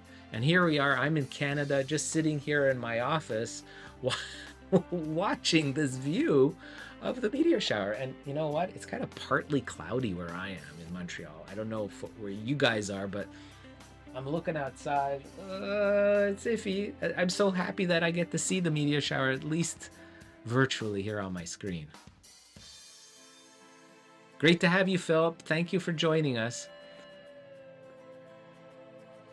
That's great, Philip. Thank you very much for purchasing a scope from us. The monies that come from that sale, from that scope, that's a deal we have with Celestron, the great folks at Celestron, our friends there, and we get payment from that allows us to send eclipse glasses and telescopes and such, all this good stuff everywhere to underserved communities around the world. So thank you very much for your support, Philip. And wishing you clear skies. Definitely a lot of Earth is covered by auroras. It's going to be very extensive. If it's dark where you are right now, definitely look for the colors of auroras because they're going to be here in our skies, especially those of us in higher latitudes. Great question from Nick FS on YouTube asking, do you have any tips for telescopes as a beginner? So definitely different telescopes. I really like Dobsonians. Dobsonian telescopes are generally don't have a lot of gadgets, electronics connected to it. It's a very pure telescope, but you can nowadays you can level up and have motors attached to it, GPS, go-to capabilities. But Dobsonians come in different sizes. They're a mirror-based telescope, a reflector, basically, and they're basically on a rocker box. It's very easy to handle, very friendly for families with kids. Dobson, the size mirrors, maybe we're talking about 4 inches, 3, 4, 5, up to maybe 10 to 12 inches. I would say the top line, sweet spot somewhere between 4 and 8 inches, I would say, in the size of the telescope I would go with. And one of them I'm just going to plug, of course, is Astronomers Without Borders One Sky telescope. So highly recommend checking that out. Let me go and find the link for that. I'm going to find this link and see if I can send that so you can see what we're talking about. Here is the link to the telescope, the One Sky telescope. So if you're in the United States, this applies to only those of you in the audience that are in the US, because that's the only place that AWB has the deal with Celestron. It's a limitation to our sponsor, Celestron, on where we can actually send these telescopes.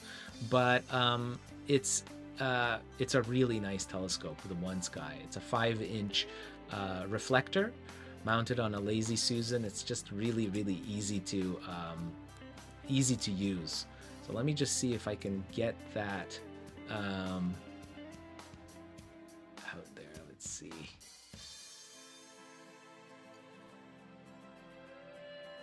There we go.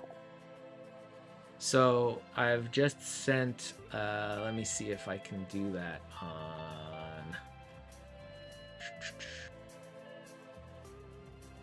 here. Bear with me.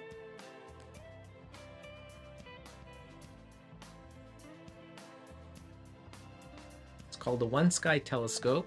There's the link to a store. So if you're in the United States, it's about $250, and with that, they ship you. Shipping is included anywhere in the United States, and it's a great beginner telescope. We have a whole bunch of accessories also available. This is made by Celestron, one of the world's leading manufacturers in telescopes. Has a huge long legacy, a pedigree that goes back decades.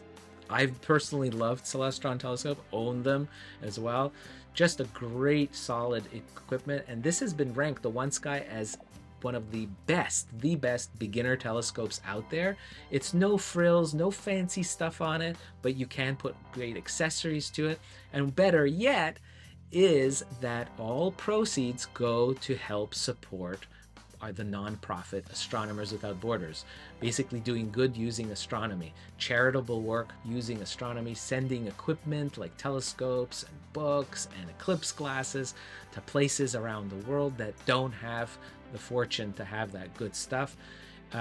This telescope is fantastic, sent out by Celestron on AWB's behalf. This is an exclusive to Astronomers Without Borders. You will not find the One Sky anywhere else other than AWB's online store. And this is thanks to our sponsors at Celestron who make this possible.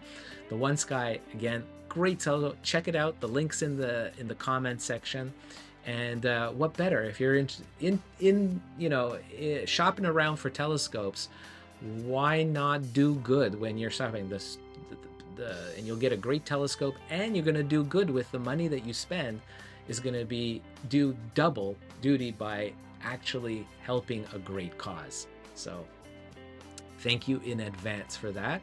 And by the way, if you are interested in also helping out Astronomers Without Borders, we are doing fundraising currently for to defray costs of shipping recycled eclipse glasses that we've collected across North America to ship them to places like Chile, Argentina, schools across Africa that will be experiencing the eclipse coming up in October and March consecutively, there are many underserved communities that are looking to be able to watch the eclipse and safely, and they're going to need eclipse glasses for that, and we'd love to send them, but it costs money to ship them. So you can help directly by just spending a few dollars, maybe $5, $10, or if you have more, any dollar amount would help in defraying the costs of shipping these eclipse glasses to different parts of the world. And here's our PayPal donation page. You can read all about what we're doing. Go visit AWB, please. Look at the community. We have thousands of volunteers across North America helping sort glasses and package them, and we're waiting to send them to their forever homes, these glasses that were used in the April 8th eclipse across North America and the United States and Canada, and we'd love to send them to their new homes for other people to enjoy eclipses safely. And you can help by helping defray the costs of shipping. So please make a donation. It means a lot, and you'll find the link to that donation in the comment section below.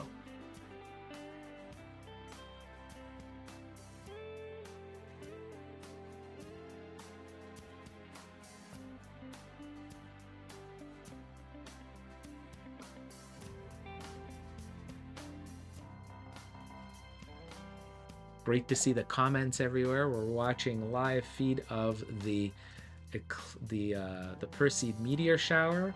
I'm just going to refresh it again.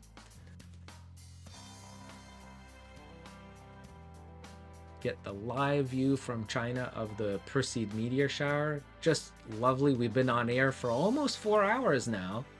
It's incredible.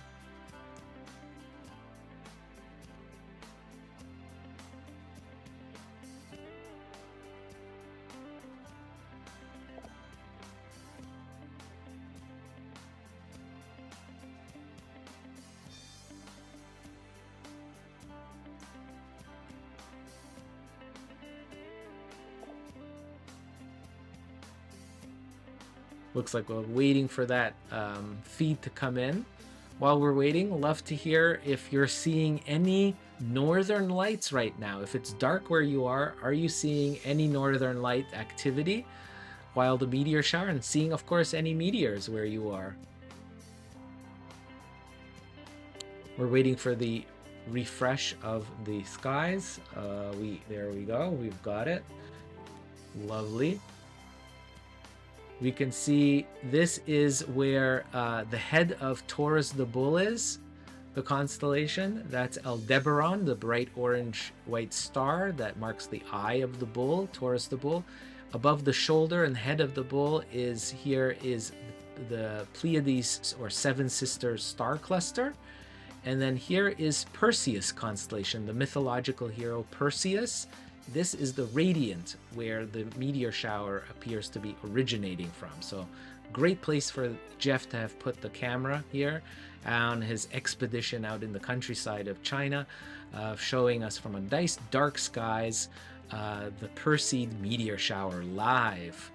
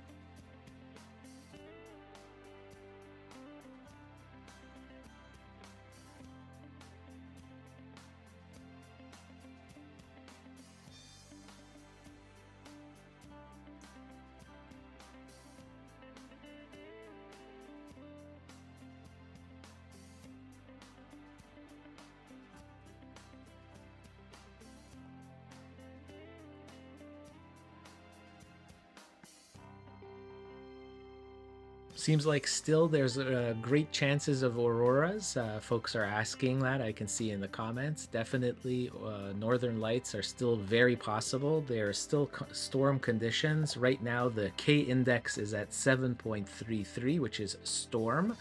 It has reached in the last 24 hours 8.0, which is considered severe, which is really good in terms of the chances of seeing northern lights. The geomagnetic planetary K index is big, and geomagnetic storm levels are high. I'm looking here at spaceweather.com. You can see for yourself the values. The K values are really good. What does it look like right now in the skies here? This is where the aurora hole is. Where it's red, it's severe. Where it's green, they're still visible. So over northern part of Europe right now, where you can see where it's dark right now. Here in North America where I am, it's still, we have to wait a few hours, but the levels are red. That is where it's very strong auroras. Green also gives you where they can be visible right now as we're speaking at about 4 o'clock p.m. in the afternoon. That's about 16, that's about 2000 hours universal time is right now where this is visible. So very interesting. We're watching at the same time we're watching the Perseid meteor shower. So it's a great combination effect of two celestial events happening at the same time.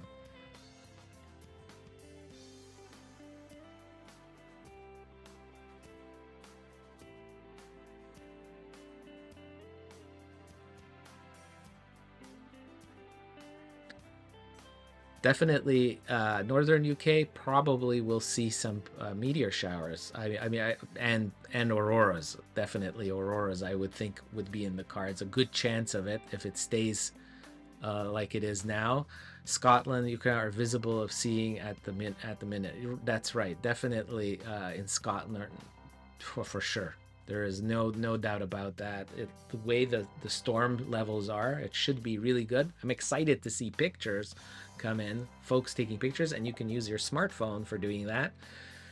It can be fantastic. I took amazing pictures back in, I was just so surprised in May. I'm just going to go on my smartphone and go back to May and show you what I took. This is what I want to show you is handheld pictures of auroras. This is with just my phone. So look at that. This is just a picture with it's an iPhone 15 Pro Max handheld picture snapped in my hands. No tripod, no time exposure, nothing. This is the overhead sky. This was in May 10th. It's incredible. And look, here's another picture. Just handheld pictures taken with my smartphone. Let me just view it, make it bigger here so you can see it. That just off with my phone. So this was in May when there was that big storm level. I was, even I took, I'll just look like, here's another one, just a gorgeous picture. These are just on my iPhone. Nothing more needed to take these pictures. Let me see if I can get another one. Just gorgeous. Look at these. Handheld, snapping the pictures. And so tonight, maybe there might be a chance to do similar kind of shots, perhaps. Is it possible? Maybe, something like that. I don't know. Only time will tell. And if you have your smartphone, get outside and try to take pictures. And by the way, auroras will first usually show up in pictures before you can see it with the eye. The colors, greens and pinks and stuff, they may only show up in the photo before you actually, so they're photographic auroras, and that gives you a hint that something's on its way. And I remember on May 10th, that's what I did. And when I took these beautiful photos, I actually made sure to take the photos and see it there first, and then a few minutes later they were visible with the eyes. So it's a big difference. Definitely it's frozen again. I'm gonna just refresh. Hold on, here we go. Refresh it again. Yeah, we're just past 4 o'clock in the morning in China. So there we are. We're back live. You can see the twinkling stars right there.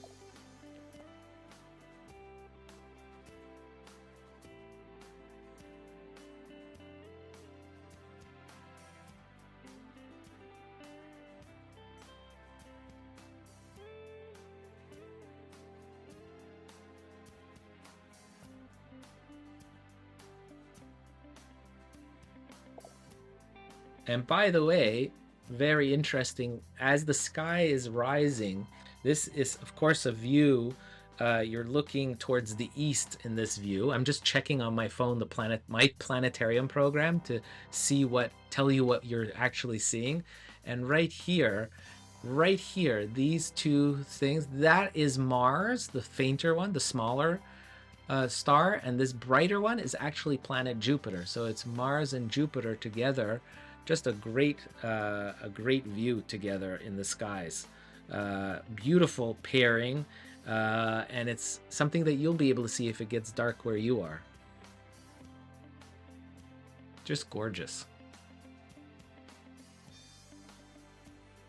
Yeah, Ryan just says, living in Missouri, I've never seen anything like the storm in May. This was the first time I even recall seeing the northern lights here. Super visible to the naked eye. Last night, only in photos. Yeah, it makes a big difference, but it's cool being able to use our smartphones, right? To be able to use the smartphone as a detector, to know that something may be happening. And it's just a reassuring thing to have, is being able to take those photographs to get prepared.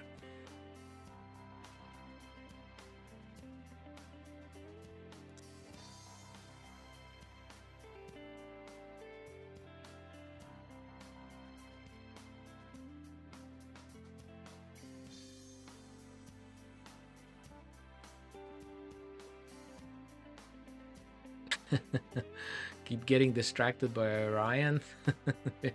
I don't blame you. Well, yeah, it's a beautiful sight.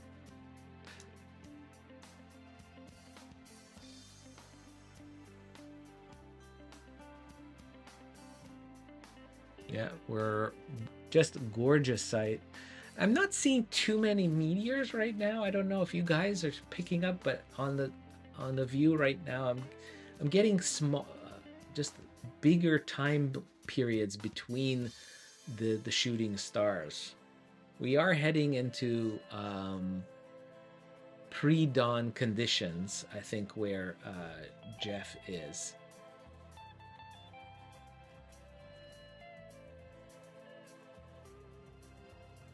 But that is gorgeous. Oh my goodness, it's just so beautiful. Taurus is just amazing.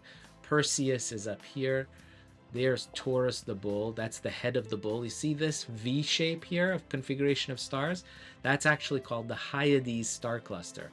And it's one of the closest star clusters to our planet. It's about 170 light years away. This collection that makes up this V shape, except for Aldebaran. Aldebaran is about half that distance, about 60 light years away. It's a red giant star. It actually looks very orange. In this view, you don't see the color in this video, but it's generally orangish yellow to the eye, and it's considered the red eye of Taurus the bull constellation. And then the rest of these stars are actually associated with each other. They're considered a cluster. And this is also a cluster here, the Pleiades up here, but that is 440 light years away. So quite a larger distance, but still considered one of the other closest of star clusters that are to us here, Earth. But beautiful. Both of them are just very eye-catching and to see.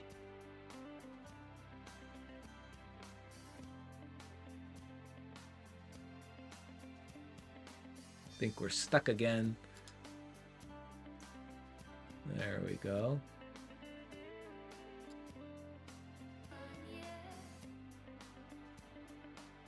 Just shut down the volume there because we don't want to get copyrighted infringements on audio, that's for sure. So, but look at that view with the hilltop, and then you have these beautiful bright stars, and we're looking at the radiant of the meteor shower, which runs through Perseus, which is right here. Is this group of stars? Whoa, there was a meteor right here. Did you see that?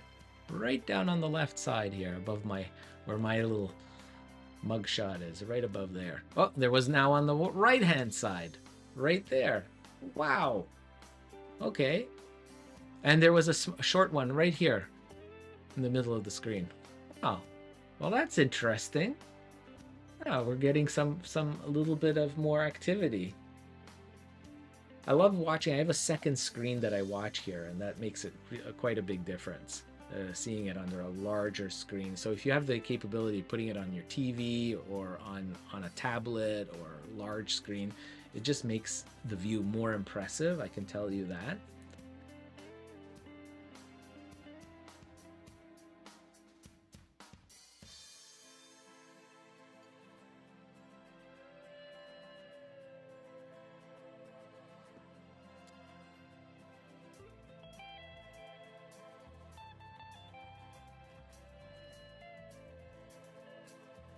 I think we need to refresh.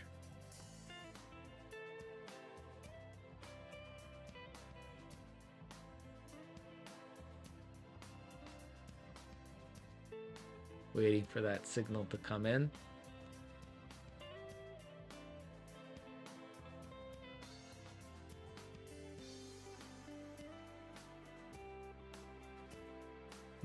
Nothing yet. We'll refresh again.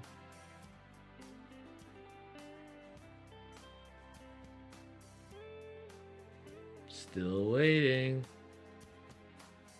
Well, we'll see. Maybe it's coming in. I hope.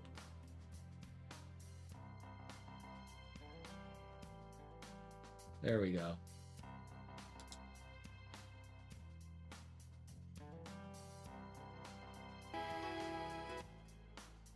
Yeah, we're back.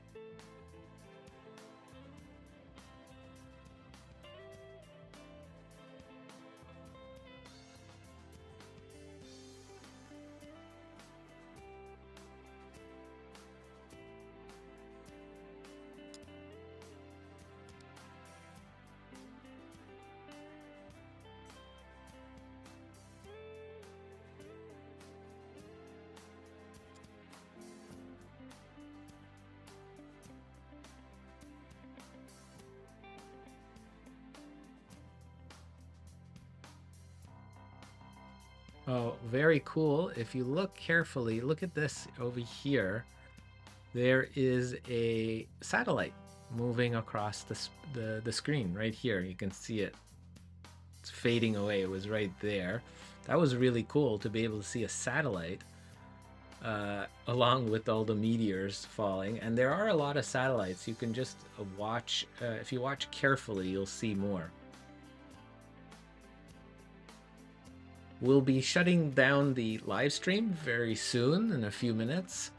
It's been over 4 hours we've been on, and I gotta get ready for my evening of observing here in Montreal, and I hope I'll be able to give you guys a peek at what I'm viewing. I don't have the camera equipment that Jeff does, but I may put out some social on that. We love to see you subscribe. If you find value in what you're seeing, please subscribe to our channel, whether AWB, Astronomers Without Borders, YouTube, whether it's YouTube or Facebook, Instagram, X. AWB is on all the platforms, and we'd love to see you part of our family. We do lots of fun things with the night sky, and of course do good around the world, and you could be part of all of that. So we'd love to have you as a member. You can sign up on our website, astronomerswithoutborders.org. And those of you that are watching on the Night Sky Guy channel, thank you so much too. Please do show your support for Astronomers Without Borders by subscribing, or possibly if you have the ability to donate a few dollars to the shipping costs of the recycling eclipse glasses recycling campaign. It would mean a lot. I want to thank you all for tuning in to our show. It does mean a lot.